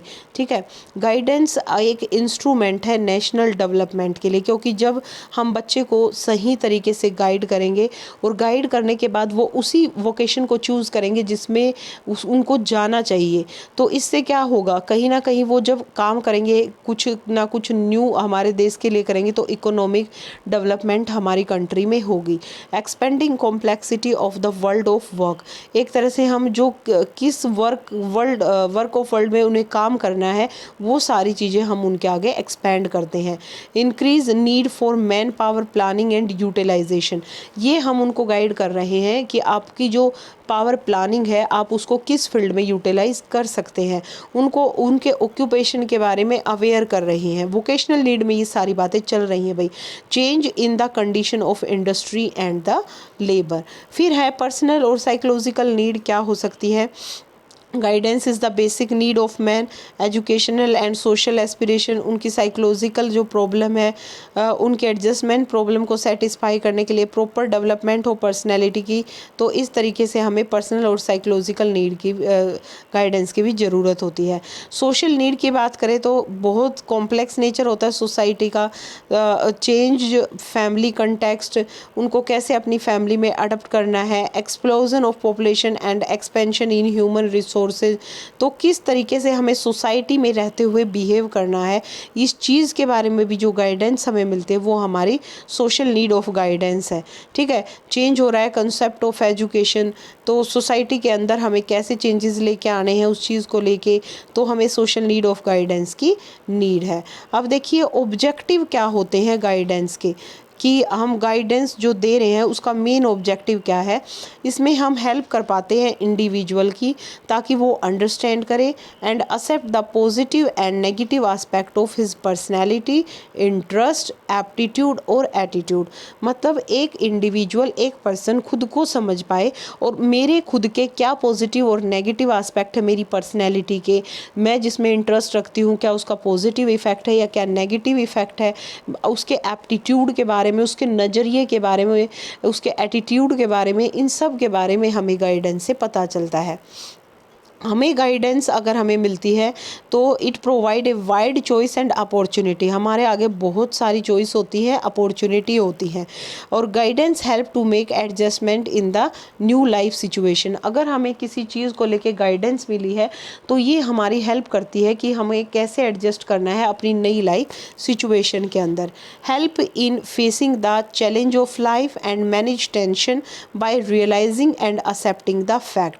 ये हमें हेल्प करती है कि अगर हमारी लाइफ के अंदर कुछ चैलेंजेस आते हैं, कुछ टेंशन आती हैं, तो हम उनको कैसे रियलाइज़ करें और कैसे एक्सेप्ट करें उन फैक्ट को।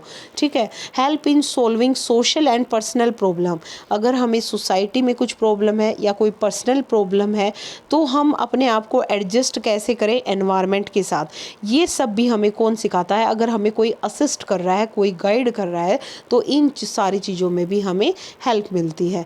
अब बात है कि एम क्या है गाइडेंस का, हम गाइडेंस क्यों करते हैं, ताकि हम खुद को एक्सप्लोर, हमें गाइडेंस की नीड क्यों होती है, ताकि हम खुद को एक्सप्लोर कर पाएँ, डिटरमाइन कर पाएँ वैल्यू को, अपने लिए गोल सेट कर पाएँ, अपने हमारी जो खुद की एफिशिएंसी है उसको इम्प्रूव कर पाएँ और बिल्ड रिलेशनशिप, सोसाइटी में दूसरे पर्सनस के साथ रिलेशनशिप बनाएं, accepting responsibility for the future. और हमारे फ्यूचर के लिए हमारे ऊपर क्या रिस्पॉन्सिबिलिटी है, उन सारी चीज़ों को हम समझ पाएँ। नेक्स्ट हम बात करते हैं पर्पज़ ऑफ गाइडेंस। देखिए ये सारी चीज़ें सेम सी ही रहेगी कि पर्पज़ क्या होता है गाइडेंस का, उद्देश्य क्या होता है। इट अनेबल द इंडिविजुअल और पर्सन टू बी मैच्योर्ड। ये एक पर्सन को मैच्योर बनाता है, परिपक्व बनाता है, सोशली रिस्पॉन्सिबल बनाता है, इमोशनली सेल्फ सफिशिएंट आदमी बन जाता है और एक सेल्फ डायरेक्टिंग, मतलब अपने आप को ही वो एक सेल्फ डायरेक्टिंग नागरिक बना लेता है।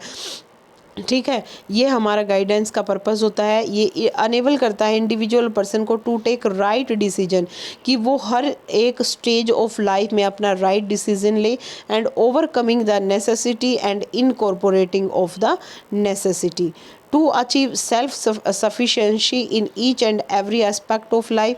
सेल्फ सफिशिएंट हो बंदा अपने हर स्फीयर ऑफ लाइफ में, and individual person is help to analyse his self clearly. मतलब अपने आप को एक पर्सन, देखिए बातें वही आ रही है घूम फिर के, कि वो अपने आप को सेल्फ एनालाइज करने में सक्षम हो कि मेरी स्ट्रेंथ क्या है, मेरी लिमिटेशन क्या है, क्या कहाँ मेरा इंटरेस्ट है, क्या मेरा एप्टीट्यूड है, क्या मेरे अंदर एबिलिटी है, कितनी मेरी किसी चीज़ को लेके क्षमता है। तो इन सारी चीज़ों को बंदा जान ले, अपने बारे में सेल्फ क्लैरिटी उस पर्सन को होनी चाहिए, और ये सब पॉसिबल होता है गाइडेंस से। Guidance is organised with the help of different services to provide realistic information about the potentiality of the individual. देखिए जो हम गाइडेंस है उसी से हमें पता चलता है, ये वो हमें डिफरेंट तरह की सर्विस प्रोवाइड कराती है। एक बंदा अपनी खुद की पोटेंशियलिटी के बारे में जान पाता है, and opening of the world of work in which he is best fitted for. और अगर हम गाइडेंस लेते हैं तो हमारे आगे एक काम का संसार सा खुल जाता है, कि यहाँ से हमें अपने इंटरेस्ट के अकॉर्डिंग, अपनी चॉइस के अकॉर्डिंग कौन से काम को चूज़ करना है जिनमें हम बेस्ट फिट हो पाए। तो भाई ये सारी सेम सी आप ध्यान रखना। अब है नेचर और कैरेक्टरिस्टिक क्या होता है गाइडेंस का। गाइडेंस कोई प्रोडक्ट नहीं भाई, ये एक प्रोसेस है जिसमें एक हम प्रोसेस में चलते रहते हैं और अपना काम करते रहते हैं। तो ये एक प्रोसेस है और ये कॉन्टीन्यूअस प्रोसेस है।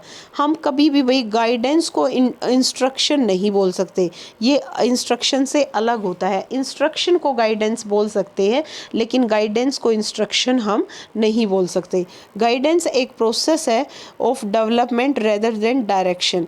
देखिए हम इंस्ट्रक्शन में क्या, हम डायरेक्शन दे रहे हैं उनको, लेकिन गाइडेंस में हम उनकी डेवलपमेंट में हेल्प कर रहे हैं। हम उनको सिर्फ डायरेक्शन नहीं दे रहे, डायरेक्शन के साथ साथ हम उनकी डेवलपमेंट में भी हेल्प कर रहे हैं।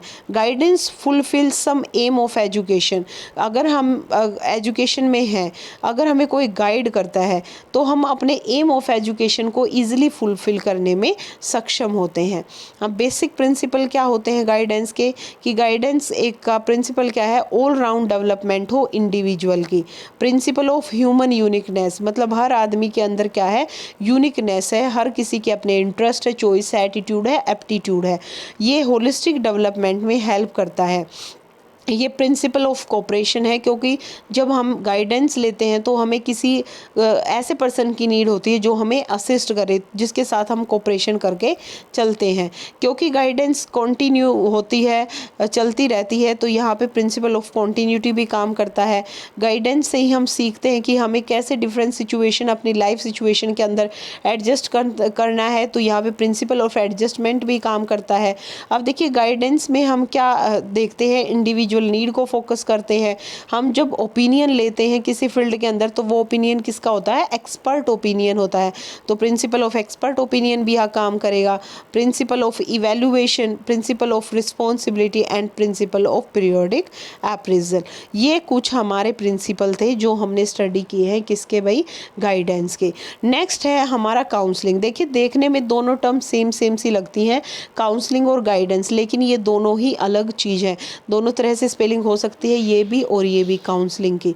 काउंसलिंग क्या है भाई, ये एक साइंटिफिक प्रोसेस है of assistance extended by an expert. मतलब देखिए गाइडेंस कोई भी दे सकता है, गाइडेंस हमारे पेरेंट्स के थ्रू, हमारी फैमिली के थ्रू, हमारे टीचर के थ्रू, कोई भी हमें गाइड कर सकता है। लेकिन जो काउंसलिंग होती है ना भाई, काउंसलिंग में एक एक्सपर्ट पर्सन की नीड होती है, और वो एक्सपर्ट पर्सन की नीड किसको होती है, एक नीडी पर्सन को। ठीक है, counselling involve relationship between two person. Counselling में दो पर्सन के बीच में रिलेशनशिप अच्छा होना चाहिए, जिनमें से एक तो क्या होगा, काउंसलर, वो एक्सपर्ट पर्सन जो नीडी पर्सन की हेल्प करेगा, और दूसरा वो पर्सन जिसको वो असिस्ट करेगा। और जिस पर्सन को वो असिस्ट करता है ना, जिसकी वो काउंसलिंग करता है, उस पर्सन को या तो हम काउंसली बोल सकते हैं या हम उसको क्लाइंट बोल सकते हैं। In so organizing himself to attain a particular form of happiness, adjusting to life situation, और इन शॉर्ट सेल्फ एक्चुअलाइजेशन। मतलब एक काउंसलर एक काउंसली और क्लाइंट की हेल्प करता है ताकि वो अपनी लाइफ हैप्पीली, मतलब खुशी से जी सके, अपनी लाइफ सिचुएशन में एडजस्ट करना सीख सके, और सबसे बड़ी बात सेल्फ एक्चुअलाइजेशन करना वो सीख पाए। अब देखिए, अब उसी की तरह गाइडेंस की तरह हम ये स्टडी करेंगे कि हमारी काउंसलिंग जो है उसका पर्पज़ क्या होता है। सबसे पहले पर्पज़ होता है काउंसलिंग का कि हम ये आइडेंटिफाई कर पाएँ कि इस पर्टिकुलर पर्सन को प्रॉब्लम क्या है।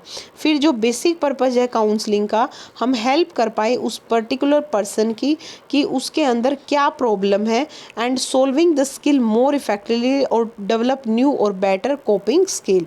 Counselling can't fix other peoples problem, their job is to provide an opportunity for the person to describe their feeling and problem for themselves, and then to reach decision and action that are based on informed choices।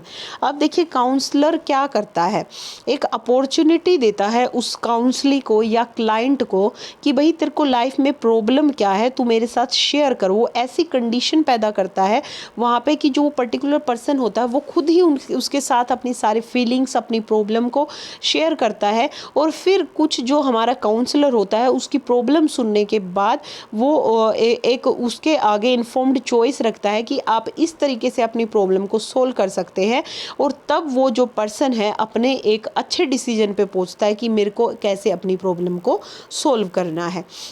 Good counseling help people to build skill and they can use in solving their problem. For example, if people learn good communication skill in dealing with their spouse, they can also use those communication skill with children, friend and coworker। अब देखिए good counseling people को help करती है कि वो build करे skill को अपने अंदर, कैसे हम skill को build करके अपनी प्रॉब्लम को solve कर सकते हैं। जैसे एक बहुत अच्छा एग्जाम्पल इन्होंने दिया है कि अगर हमें good कम्युनिकेशन स्किल रखते हैं अपने स्पाउस के साथ, अपने हस्बैंड वाइफ के साथ अगर दोनों बात करें, तो वही गुड कम्युनिकेशन स्किल अगर हम दोनों के बीच की हैं, हस्बैंड वाइफ के बीच की है, तो कम्युनिकेशन स्किल अच्छी किसके साथ भी रहेंगी, फ्रेंड्स के साथ भी रहेंगी, बच्चों के साथ भी रहेंगी और कोवर्कर के साथ भी रहेंगी। अब देखिए एलिमेंट्स क्या क्या होते हैं काउंसलिंग के। काउंसलिंग में क्या क्या एलिमेंट होंगे। एक तो काउंसलर होगा भाई, काउंसलर हमने बताया था एक एक्सपर्ट पर्सन होगा, एक प्रोफेशनली कैपेबल होगा जो हमारी हेल्प करेगा।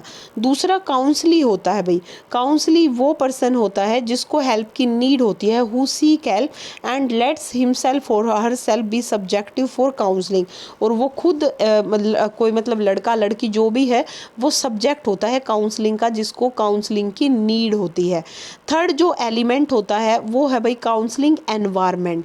काउंसलिंग एनवायरनमेंट मतलब एक ऐसी जगह जहाँ पे एक काउंसलर काउंसली को काउंसलिंग करता है, एक एक्सपर्ट पर्सन एक ऐसे पर्सन की हेल्प कर रहा है जिसको हेल्प की नीड है। तो थर्ड एलिमेंट हो गया हमारा काउंसलिंग एनवायरनमेंट। अब कुछ टेक्निक होती है काउंसलिंग की, वैसे इतनी डिटेल में आपसे नहीं पूछा जाता, फिर भी टेक्निक के नाम आपको पता होना चाहिए। प्रिस्क्रिप्टिव टेक्निक होती है, एक नॉन डायरेक्टिव काउंसलिंग होती है, एक डायरेक्टिव काउंसलिंग होती है। प्रिस्क्रिप्टिव टेक्निक और ये काउंसलिंग जब दी जाती है एक पर्सन को जब उससे हेल्थ रिलेटेड कोई प्रॉब्लम होती है भाई, ठीक है। और एक इक्लेक्टिक, 4 तरह की काउंसलिंग यहाँ पे दी है तो आपको पता होना चाहिए। इक्लेक्टिक काउंसलिंग जो होती है ना, ये कॉम्बिनेशन होता है गुड फीचर ऑफ डायरेक्टिव और नॉन डायरेक्टिव काउंसलिंग का, जिसको अब हम नीचे पढ़ेंगे। इक्लेक्टिक काउंसलिंग के अंदर इक्लेक्टिक होता है मिला जुला रूप, तो ये एक मिला जुला रूप होता है डायरेक्टिव और नॉन डायरेक्टिव काउंसलिंग का। This is the type of counseling emphasized that the responsibility of planning and carrying out the counseling process is dependent on the counselor while the development of insight and decision making rest on the counselee। ये जो counselling है ना, इसमें क्या होता है इस counselling process में कि जो रिस्पॉन्सिबिलिटी है प्लानिंग और कैरिंग आउट द काउंसलिंग, मतलब कैसे काउंसलिंग करनी है, उसकी जो प्लानिंग है प्लॉटिंग है वो सब डिपेंड करता है काउंसलर पे। और फिर किस तरीके से उसकी काउंसलिंग के बाद इंसाइट को डेवलप करना है, डिसीजन को लेके आना है, वो सब कुछ डिपेंड करता है काउंसलिंग के ऊपर, ठीक है। नॉन डायरेक्टिव में क्या होता है, नॉन डायरेक्टिव काउंसलिंग को भाई ध्यान रखना है, इसको क्लाइंट सेंटर्ड काउंसलिंग भी बोलते हैं। क्लाइंट सेंटर्ड मतलब जो यहाँ पे काउंसली होता है उसका मुख्य रोल होता है, पर्सन का मुख्य रोल होता है, क्योंकि the responsibility is given to the client for exploring their own problem and emphasise is given to the individual not the problem. यहाँ पे जो काउंसलर होता है ना वो मुख्य रोल नहीं होता उसका। नॉन डायरेक्टिव काउंसलिंग को क्लाइंट सेंटर्ड काउंसलिंग इसलिए बोला जाता है क्योंकि अपनी प्रॉब्लम को एक्सप्लोर करना यहाँ पे काउंसली का काम होता है, क्लाइंट का काम होता है, ठीक है। यहाँ पे जो भी काउंसलर होगा, जो एक्सपर्ट पर्सन होगा, उसका सारा फोकस इंडिविजुअल के ऊपर होगा, ना कि उसकी प्रॉब्लम के ऊपर, ठीक है। इसीलिए हम इसको क्या भी बोल देते हैं, इसका जो दूसरा नाम है इसको परमिसिव काउंसलिंग के नाम से भी जाना जाता है। ये जो काउंसलिंग है इसमें emotional element rather than intellectual element are stress. मतलब नॉन डायरेक्टिव काउंसलिंग के अंदर क्योंकि पर्सन खुद एक्सप्लोर कर रहा है अपनी प्रॉब्लम को, तो यहाँ पे उसके इमोशनल एलिमेंट को स्ट्रेस किया जाता है, ठीक है, ना कि उसके इंटेलेक्चुअल एलिमेंट को। तभी तो बोला जाता है यहाँ पे इंडिविजुअल को फोकस किया जाता है, उसकी प्रॉब्लम को फोकस नहीं किया जा रहा, उसकी प्रॉब्लम पे दिमाग नहीं लगाया जा रहा, ठीक है। फिर है भाई डायरेक्टिव काउंसलिंग, इसको हम मोस्टली काउंसलर सेंटर्ड काउंसलिंग बोलते हैं, क्योंकि यहाँ पे जो काउंसलर होता है वो काउंसली को मतलब क्लाइंट को या उस पर्सन को इन्फॉर्मेशन देता है कि लेटर उसके लिए क्या अपॉर्चुनिटी है और कैसे वो अपनी प्रॉब्लम को सोल्व कर सकता है। तो ये हमने सारी काउंसलिंग के बारे में पढ़ा। अब कुछ भाई फेजेस होते हैं काउंसलिंग के, असेंशियल फेज़ हैं ये काउंसलिंग प्रोसेस के, कि कोई भी काउंसलिंग हो उसमें इन फेज़ को तो फॉलो किया ही किया जाएगा। सबसे पहले फ़ेज़ 1 में क्या करता है, जो काउंसलर होता है ना भाई, वो काउंसली के साथ रिलेशनशिप स्टैब्लिश करता है, establishing the relationship. Second phase में जो काउंसलर है वो असेस करता है किसको, अपने क्लाइंट को, काउंसलिंग को। फिर असेस करने के बाद उससे डिस्कस करने के बाद वो गोल सेट करता है। कौन सेट करेगा गोल? हमारा काउंसलर। फिर वो उसको कुछ इंटरवेंशन देता है और फिर लास्ट में जब वो उसको सॉल्यूशन बता देता है, इंटरवेंशन देता है, तो लास्ट स्टेज जो होती है वो होती है टर्मिनेशन की स्टेज, ख़त्म करने की स्टेज और फॉलो अप की स्टेज। क्योंकि जब टर्मिनेशन होगा तभी जो क्लाइंट है या पर्सन है वो उसको फॉलो करेगा जो काउंसलर ने उसको गाइड किया है। तो ये कुछ स्टेजेस को हम थोड़ा सा डिस्कस कर लेते हैं। ओपन द सेशन में क्या होता है? Identify the purpose and establish A constructive and subordinate centred tone. ठीक है, हम सबसे पहले पर्पस को आइडेंटिफाई करते हैं कि किस चीज़ को लेके काउंसलिंग हो रही है, और फिर कंस्ट्रक्टिव और सबऑर्डिनेट सेंटर्ड टोन वहाँ पे बनती है। ठीक है, मतलब एक काउंसलिंग होता है जो हमें काउंसलर होगा जो कंस्ट्रक्टिव सॉल्यूशन देगा, और एक उसको फॉलो करने वाला होगा जो कि हमारा क्लाइंट होगा। फिर इशू को डिस्कस किया जाता है। ये हेल्प करता है सबऑर्डिनेट। सबऑर्डिनेट यहाँ पे कौन है भाई? जो पर्सन है, जो क्लाइंट है, जिसको प्रॉब्लम है। Develop an understanding of the issue and viable goal to effectively deal with them. फिर वो एक डेवलप करता है प्लान। ठीक है, एक एक्शन प्लान डेवलप करता है with subordinate, and plan that evolve from the counselling process must be action focused and facilitate both leader and subordinate attention toward resolving the identified developmental need. मतलब जो भी उसकी need है, जो भी उसकी प्रॉब्लम है, उस चीज़ को लेके जो काउंसलर है वो एज अ लीडर उसको गाइड करता है और कुछ ना कुछ उसके लिए एक एक्शन प्लान को डेवलप करता है। फिर वो क्लोज करता है सेशन को, discuss the implementation including the leader role in supporting the subordinate effort, gain the subordinate commitment to the plan. उसका कमिटमेंट लेता है कि इस प्लान को आपको कैसे एग्जीक्यूट करना है। Ensure plan is specific enough to drive behaviour needed to affect the developmental need, और फिर वो डेवलप कर देता है एक्शन प्लान को और लास्ट में क्लोज कर देता है सेशन को। ठीक है, समराइज करता है काउंसलिंग सेशन को। Discuss implementation of the plan, कि कैसे हमने प्लान को इम्प्लीमेंट करना है। क्लोज करते टाइम भी वो उसको बताता है। And check for understanding and acceptance, ये देखता है कि क्या इस पर्टिकुलर पर्सन को समझ आया है, क्या इसने उन चीज़ों को एक्सेप्ट किया है जो मैंने इसको बताया है। And identify leader responsibility. ठीक है, तो अब कुछ बेनिफिट भी होंगे भाई काउंसलिंग के, कि सबसे पहले ये हेल्प करता है पर्सन की being counselee to understand himself, कि वो पर्सन अपने आप को समझ पाए। अलो करता है इंडिविजुअल टू हेल्प हिमसेल्फ, जब वो अपने आप को समझ पाएगा तो एक इंडिविजुअल अपनी मदद खुद कर पाएगा। Assist in understand the situation more objectively, उस काउंसलर की गाइडेंस के काउंसलर की काउंसलिंग के बाद वो पर्सन अंडरस्टैंड कर पाएगा सिचुएशन को, वो एक तरीके से नहीं हर तरीके से वो सोचेगा। ठीक है, ऑब्जेक्टिवली वो असिस्ट करेगा। Facilitate to look at the situation with the new perspective, अब जैसे वो प्रॉब्लम को पहले देख रहा था अब वो अपना नज़रिया चेंज करेगा उस प्रॉब्लम को देखने का, और एक पॉजिटिव आउटलुक अपना डेवलप करेगा। And motivate to search for alternate solution to the problem, और जिस तरीके से वो पहले प्रॉब्लम को सोल्व कर रहा था और उससे सोल्व नहीं हो रही थी, अब वो अल्टरनेट फाइंड आउट करेगा कि कैसे हम अपनी प्रॉब्लम को सोल्व कर सकते हैं। तो ये कुछ पॉइंट थे भाई हमारे काउंसलिंग को लेके। थ्योरी पार्ट यहाँ ख़त्म होता है। अब हम स्टार्ट करते हैं कुछ क्वेश्चन आंसर जो कि काफ़ी इंपॉर्टेंट होने वाले हैं और रिलेटेड हैं हमारे सारे थ्योरी पोर्शन से। तो चलिए स्टार्ट करते हैं हम क्वेश्चन आंसर यहाँ पे। तो देखिए फर्स्ट क्वेश्चन यहाँ पे क्या है भाई, just wait I am taking pen. First question देखिए, what is the advantage of educational counselling in school. जो एजुकेशनल काउंसलिंग स्कूल के अंदर होती है ये किस में हेल्प करती है? एजुकेशन के रिगार्डिंग जो काउंसलिंग है ये फैसिलिटेट करती है स्टूडेंट को to take right decision in life. ठीक है, कि एक जो बच्चा है अपने छात्रों को जीवन में ये सही निर्णय लेने में सहायता देता है अगर हम उन्हें शैक्षणिक परामर्श देते हैं तो। क्वेश्चन नंबर 72 है sorry student, which one of the following could be N example of community learning. इनमें से कम्युनिटी लर्निंग का एग्जाम्पल कौन सा है जहाँ पे कम्युनिटी है, बहुत सारे लोग हैं और हम कुछ ना कुछ सीखते हैं। तो कम्युनिटी लर्निंग का एग्जाम्पल यहाँ पे रहेगा, ये भी नहीं है, ये भी नहीं है। लोकल वेजिटेबल जो मार्केट है, स्थानीय सब्जी बाजार, ये एक सामुदायिक अधिगम का उदाहरण है। नेक्स्ट है question, which one of the following could be the reason for mental illness among the children.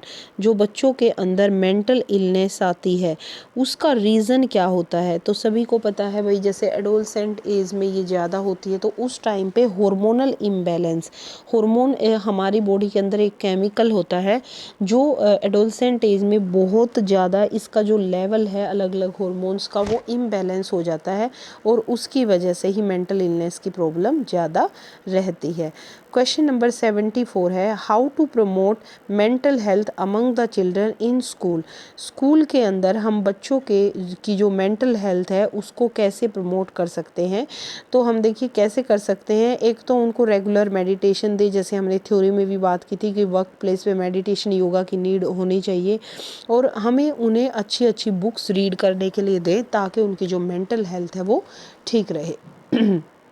Next देखिए क्वेश्चन नंबर 75 है, what should be the essential quality of professional health counsellor in school. जो professional health counsellor school के अंदर होते हैं उनकी सबसे बढ़िया क्वालिटी क्या होनी चाहिए, एक अनिवार्य गुण उनके अंदर होना चाहिए एम्पैथी। एम्पैथी मतलब वो अगर किसी बच्चे की समस्या को सुनता है तो वो उसके लेवल पे जाके उस चीज़ को सोचे, वो फील कर पाए कि ये सेम प्रॉब्लम तेरे साथ है, और वो उस चीज़ को इनकलकेट अपने अंदर करने में सक्षम हो पाए, उसको बोलते हैं एम्पैथी। ठीक है, प्रानुभूति। क्वेश्चन नंबर 76 है, जो प्रोग्राम आया था मनोदर्पण प्रोग्राम, वो लॉन्च किया था हमारे एमओई ने, ministry of education, government of India ने। तो ये किस चीज़ को लेके ये प्रोग्राम था। ये था भाई कि जो मेंटल हेल्थ है चिल्ड्रन की उसको इम्प्रूव किया जाए, मेंटल हेल्थ ऑफ चिल्ड्रन को लेके एम से आपको ध्यान रखना है। What is the minimum quantum of disability to claim benefit prescribed for दिव्यांगजन। मतलब अगर किसी को निःशक्तता की न्यूनतम मात्रा कितनी होनी चाहिए अगर उसको दिव्यांगजनों का लाभ चाहिए, उस लाभ का उसको दावा करना है। तो हमने थ्योरी पार्ट में भी ये पढ़ा था भाई कि कितने परसेंट उनके अंदर डिसेबिलिटी होनी चाहिए, एटलीस्ट 40% डिसेबिलिटी तो उनके अंदर होनी चाहिए। क्वेश्चन नंबर 77 था ना भाई, 78 पे मूव करते हैं। नॉर्मली इंक्लूसिव एजुकेशन का मतलब क्या होता है। तो देखिए नॉर्मली अगर हम इंक्लूसिव एजुकेशन की बात करिए, कोई अडल्ट एजुकेशन की बात नहीं है, गर्ल की बात नहीं है, माइनॉरिटी कम्युनिटी स्टूडेंट्स की बात नहीं है। तो ये जो इंक्लूसिव एजुकेशन आई थी उन बच्चों को जो डिसेबल पीपल है, हैंडीकैप हैं, उनको हमें दिव्यांगजन विद्यार्थियों को नॉर्मल विद्यार्थियों के साथ लाने की बात इसमें हुई थी। नेक्स्ट है, which one of the following play crucial role in educating the child other than school. विद्यालयों से इस स्तर बालक को शिक्षित करने में निम्नलिखित में से कौन महत्वपूर्ण भूमिका निभाता है। तो उसके बाद विद्यालय के बाद जो सबसे महत्वपूर्ण भूमिका निभाता है वो हमारा परिवार है। Which one of the following could B grey area in addressing mental health issue of school children. तो ग्रे एरिया की बात हुई है, मतलब विद्यालयी बालकों के मानसिक स्वास्थ्य संबंधी मुद्दों के समाधान में कौन सा क्षेत्र अधिक महत्व करता है, कौन सा क्षेत्र अधिक महत्व है। तो किसकी भाई, रुको, grey area in addressing mental health issue of social children. तो यहाँ आएगा हमारा लैक ऑफ प्रोफेशनल एक्सपर्ट, कि हमारे जो स्कूल हैं उनके अंदर पेशेवर विशेषज्ञों की कमी है। नेक्स्ट देखिए मूव करते हैं। नेक्स्ट क्वेश्चन है, डिसलेक्सिया का मीनिंग क्या होता है। जो हमने पढ़ा था भाई, पहले भी स्टडी किया है, हम इसको निमोनिक्स बना के याद कर सकते हैं। लक्ष्य पढ़ना नहीं आता, पढ़ना नहीं आता तो इसका मतलब जो बच्चे को प्रॉब्लम है वो कहाँ पे है, लर्निंग में है, इनएबिलिटी टू लर्न। ठीक है, हिंदी वाले स्टूडेंट भी साथ साथ देख लेना। The condition in which the child can not recognise properly the number, number को बच्चा आइडेंटिफाई नहीं कर पा रहा। तो यहाँ पे बच्चे को प्रॉब्लम है, रीडिंग में ही प्रॉब्लम है। ठीक है, नहीं, नंबर की बात हुई है भाई, जहाँ पे नंबर की बात हो जाए, कैलकुलेशन की बात आ जाए, वो सारी किससे रिलेटेड कर देना, मैथ से, डिसकैलकुलिया। ठीक है, कैलकुलेशन मैथ से रिलेटेड। ठीक है, नेक्स्ट है what is the minimum percentage of disability to claim various benefit. अगर हमें क्लेम करनी है कुछ बेनिफिट की हमें गवर्नमेंट की तरफ से मिले तो हमें कितनी परसेंट डिसेबिलिटी शो करनी होगी, 40%। What is the megacephaly with reference to mental health. Megacephaly का मीनिंग क्या होता है, तो ये होता है भाई जब जो हेड का साइज बहुत बड़ा हो जाता है, मेगा होता है लार्ज, तो जब लार्ज साइज हेड हो जाता है उसको बोला जाता है मेगासिफेली। 75 क्वेश्चन कहता है what is the purpose of Manodarpan programme, जो कि लॉन्च किया था मिनिस्ट्री ऑफ एजुकेशन ने। अभी अभी हमने स्टडी किया था इसको कि इस प्रोग्राम का जो मोटो था वो क्या था, to provide psychological support to the student for strong mental health. ठीक है, नेक्स्ट क्वेश्चन रहेगा student what should be the quality of mental health counsellor.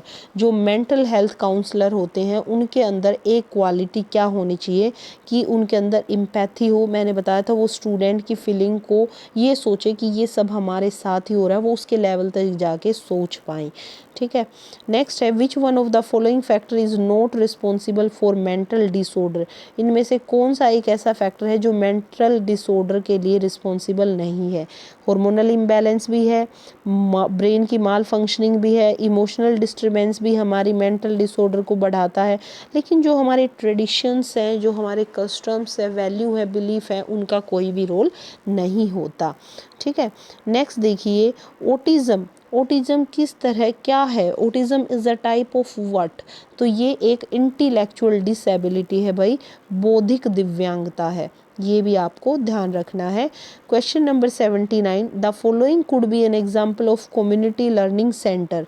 इनमें से कम्युनिटी लर्निंग सेंटर का एक एग्जाम्पल क्या है, तो जैसे कम्युनिटी लर्निंग सेंटर की हम बात करें, अगर हम लोकल एनिमल शेल्टर में गए हैं तो ये एक कम्युनिटी लर्निंग सेंटर का एग्जाम्पल है। 80 क्वेश्चन बात करता है normally what is the advantage of educational counselling and guidance in school. मतलब इनका फंक्शन क्या होता है एजुकेशनल काउंसलिंग और गाइडेंस का स्कूल के अंदर। तो देखिए ये बूस्ट करता है कॉन्फिडेंस को, ताकि जो एक स्टूडेंट है भाई वो हेल्दी डिसीजन ले पाए लाइफ के अंदर। नेक्स्ट क्वेश्चन फिर से देखिए, क्वेश्चन है बेटे low attention span commonly found in, मतलब कम ध्यान अवधि, मतलब एक कंसंट्रेशन जो है, स्पैन ऑफ अटेंशन है वो बिल्कुल लो है।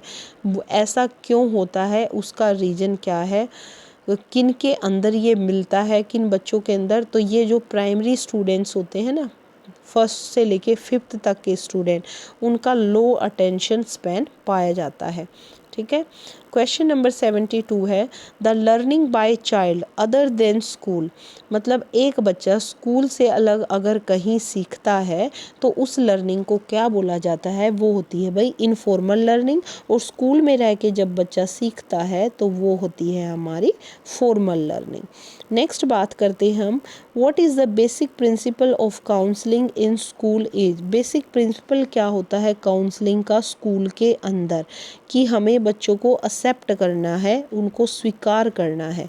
ठीक है, condition of handicap in disability refer to. Handicap का मीनिंग क्या है ये हमें बताना है, और मैंने ये आपको ये बिल्कुल खोल के बताया था तीनों का डिफरेंस, हैंडीकैप का, इम्पेयरमेंट का और डिसेबिलिटी का, कि ये लगते एक जैसे हैं लेकिन इनका मीनिंग अलग अलग है। तो हैंडीकैप का मतलब होता है जब बॉडी को का कोई पार्ट, बॉडी का कोई ऑर्गन लॉस्ट हो जाता है, ख़त्म हो जाता है, तो उसको हम हैंडीकैप के नाम से जानते हैं।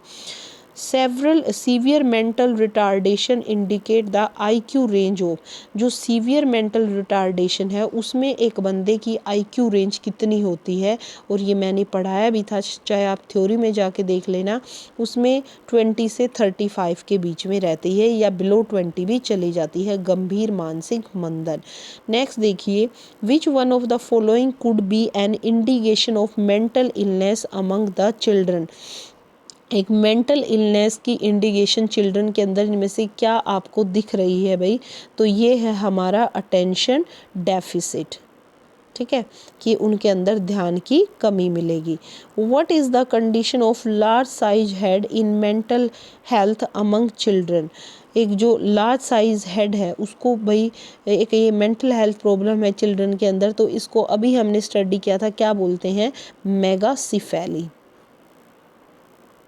The condition in which the child find difficult in muscles control, मतलब बच्चा जो है अपनी मसल्स पे ही कंट्रोल नहीं कर पाता, तो इसको हम क्या बोलते हैं, इस बीमारी को dyspraxia.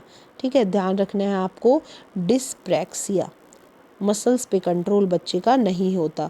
ADHD with reference to mental health of children, तो इसकी फुल फॉर्म हमें से यहाँ पूछी गई है।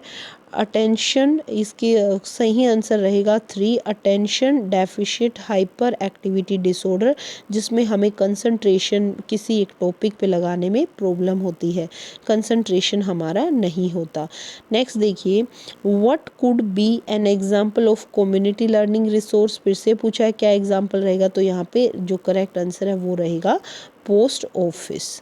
ठीक है, 85 आ गया अभी डायरेक्ट, अभी कौन सा क्वेश्चन हमने किया था, 80 किया था, जस्ट वेट स्टूडेंट। चलो पढ़ लेते हैं। For vision building among teacher which one of the following help the most, शिक्षकों को भविष्य दृष्टा बनाने में निम्न में से कौन एक सर्वाधिक सहायता करता है, तो उनको अगर भविष्य में दृष्टा बनानी है तो जो सब्जेक्ट है, जो विजन बनाता है टीचर्स के अंदर, वो हमारा फिलोसफी रहेगा। ठीक है, सेकंड ऑप्शन दर्शन शास्त्र। नेक्स्ट में मूव करते हैं, क्वेश्चन है व्हाट इज़ ADHD, ऊपर भी कर चुके हैं, attention deficient hyper activity disorder. What is dyspraxia, ये भी हमने अभी पढ़ा था, जिसमें डिफ़िकल्ट होता है, मसल्स की मूवमेंट को लेके डिफ़िकल्ट होती है। Which one of the following example of intellectual disability, का एग्जांपल क्या है, तो वो ऑटिज्म है, जो हमारी बौद्धिक दिव्यांगता से रिलेटेड है। व्हाट इज़ माइक्रोसिफेली, देखो अब हमने पहले पढ़ा था मेगासिफेली, लार्ज साइज हेड की बात हुई थी, अब पूछ लिया माइक्रोसिफेली, तो माइक्रो होता है स्मॉल और सिफेली मतलब हेड, तो स्मॉल हेड यहाँ पे आ जाएगा। Which one of the following could be an early sign of mental illness among children, early sign क्या है, कैसे हमें पता चलता है, तो उसकी अटेंशन डेफिसिट की वजह से अटेंशन और ध्यान की कमी बच्चे में पाई जाती है। सीवियर मेंटल रिटार्डेशन में जो IQ रेंज है, अभी पढ़ा था हमने भाई कितना होता है, 20 to 35 या इससे भी कम होता है। If any body part is lost, अगर कोई बॉडी पार्ट ख़त्म हो गया तो उसको क्या बोलेंगे भाई, ये हमने बताना है, तो उसको अभी पढ़ा था हमने, उसको बोलेंगे हैंडीकैप। क्वेश्चन नंबर 78 है what is the basic principle of counselling in school, कि जो काउंसलिंग स्कूलों के अंदर की जाती है उसका बेसिक प्रिंसिपल क्या है, एक्सेप्टेंस, बच्चों की स्वीकृति होनी चाहिए।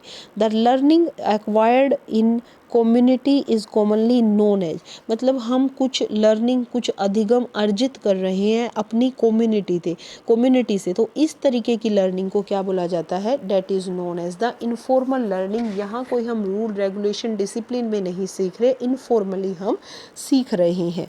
नेक्स्ट क्वेश्चन रहेगा why do primary teacher find difficult to teach small children, एक प्राइमरी टीचर को जब छोटे बच्चों को पढ़ाना पड़ता है तो उनको डिफ़िकल्टी क्यों फील होती है, क्योंकि जो बच्चे होते हैं, छोटे बच्चे, उनके अंदर लो अटेंशन स्पैन होता है, कम समय तक वो ध्यान लगा पाते हैं। This is the reason. Inclusive education क्या है, तो ये हम पहले भी पढ़ चुके हैं कि सारे children irrespective of caste, creed, religion, physical fitness should have the equal opportunity and they all are in the same class is known as the समावेशी शिक्षा और inclusive education। अब हम नेक्स्ट मूव करते हैं भाई, just wait student. According to PWD person with disability bill, जो कि 2016 में आया था, which one of the following age group of disabled children is entitled to free education, उनमें किस एज के ग्रुप के बच्चों को फ्री एजुकेशन की बात हुई थी इस बिल के अकॉर्डिंग, तो वो हुई थी 6 to 18 ईयर के बच्चों को। What is the role of school in addressing disabled related issue, अगर एड्रेस करना है डिसेबल रिलेटेड इश्यूज़ को तो स्कूल का क्या रोल होना चाहिए, providing equal opportunity without any discrimination, हर एक बच्चे को बिना किसी प्रकार के भेदभाव के एक समान अवसर हमें प्रदान करना है। Mental health refer to, mental health का मीनिंग क्या होता है? कोग्निटिवली, बिहेवियरली और इमोशनल जो वेलबींग होता है एक पर्सन, उसी को हम मेंटली हेल्दी बोलते हैं। विच one of the following intervention would address mental disorder in school children, मतलब स्कूली बच्चों के मानसिक विकार को कैसे दूर किया जा सकता है ये हमें बताना है। तो वो हम कर सकते हैं भाई कोग्निटिव बिहेवियरल थेरेपी से, संज्ञानात्मक व्यवहारात्मक चिकित्सा के through. What is hydrocephalus in mental health disorder? Hydrocephalus क्या होता है मेंटल हेल्थ डिसऑर्डर के अंदर? तो ये क्या होता है? ये cranial anomaly leading to accumulation of fluid in brain, कि जो सेरिब्रो स्पाइनल फ्लूइड होता है, CSF फ्लूइड होता है, वो एक जगह इकट्ठा हो जाता है।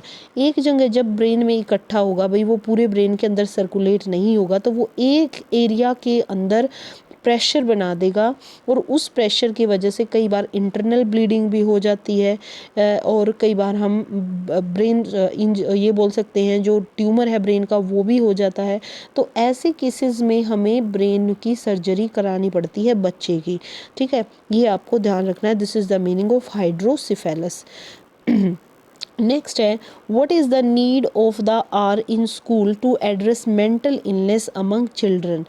तो बालकों में मानसिक रुग्णता के निवारण हेतु स्कूलों में आज के समय में किस चीज़ की आवश्यकता है? तो किसकी है भाई? रेगुलर अपॉइंटमेंट हो प्रोफेशनल हेल्थ और काउंसलर की, ठीक है।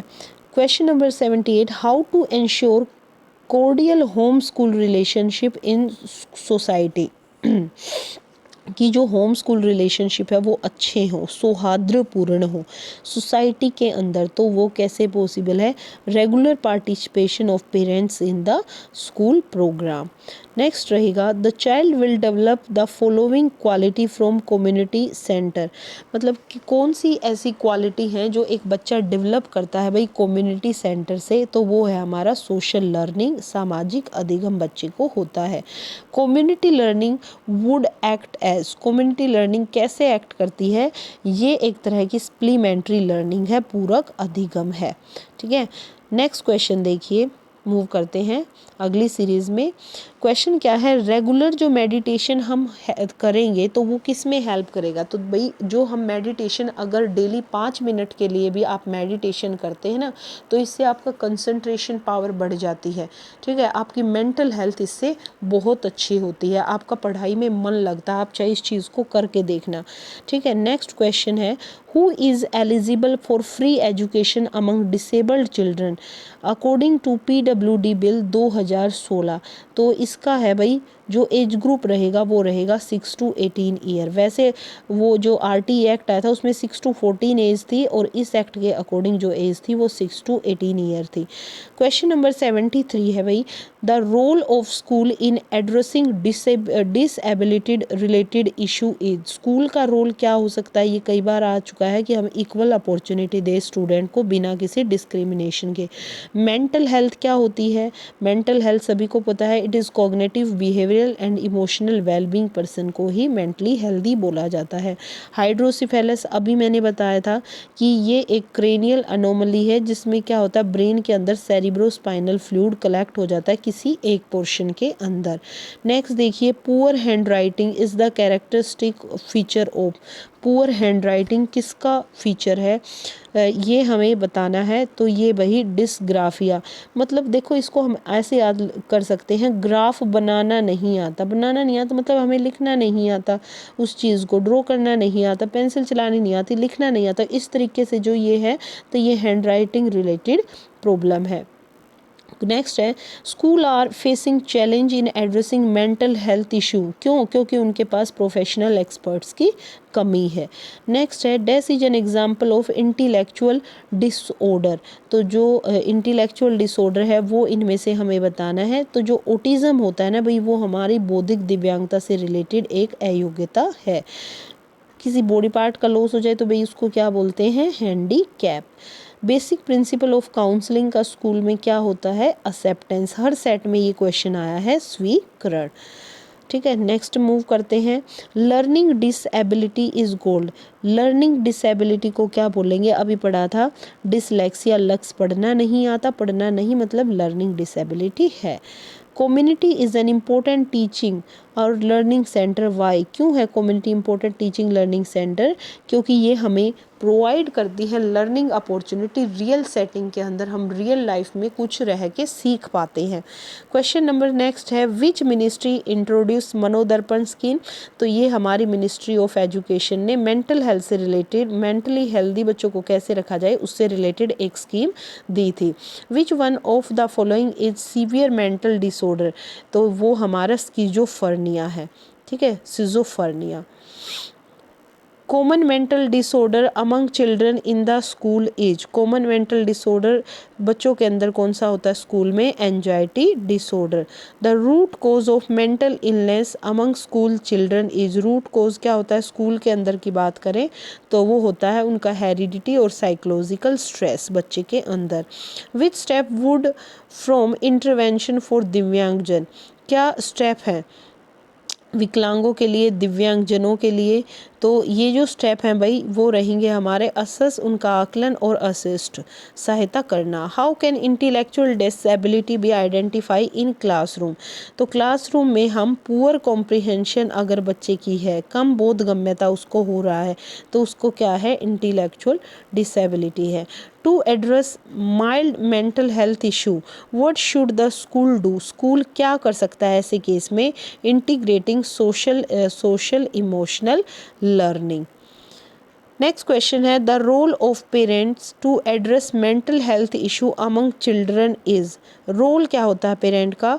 दे spending quality time with adolescent, enjoying shared activity, ठीक है, ये रोल होता है पेरेंट का। तो ये कुछ क्वेश्चन थे भाई जो हमारे इसी पोर्शन से रिलेटेड थे। आशा करती हूँ आपको सारी थ्योरी और क्वेश्चन बहुत अच्छे लगे होंगे और ये थ्योरी काफ़ी इंपॉर्टेंट है, not only for HSSC TGT, for all teaching exam, for KVS, for HTET, for CTET, तो हर जगह फॉर DSS भी ये सारे क्वेश्चन हमारे काम आते हैं, ये थ्योरी काम आती है।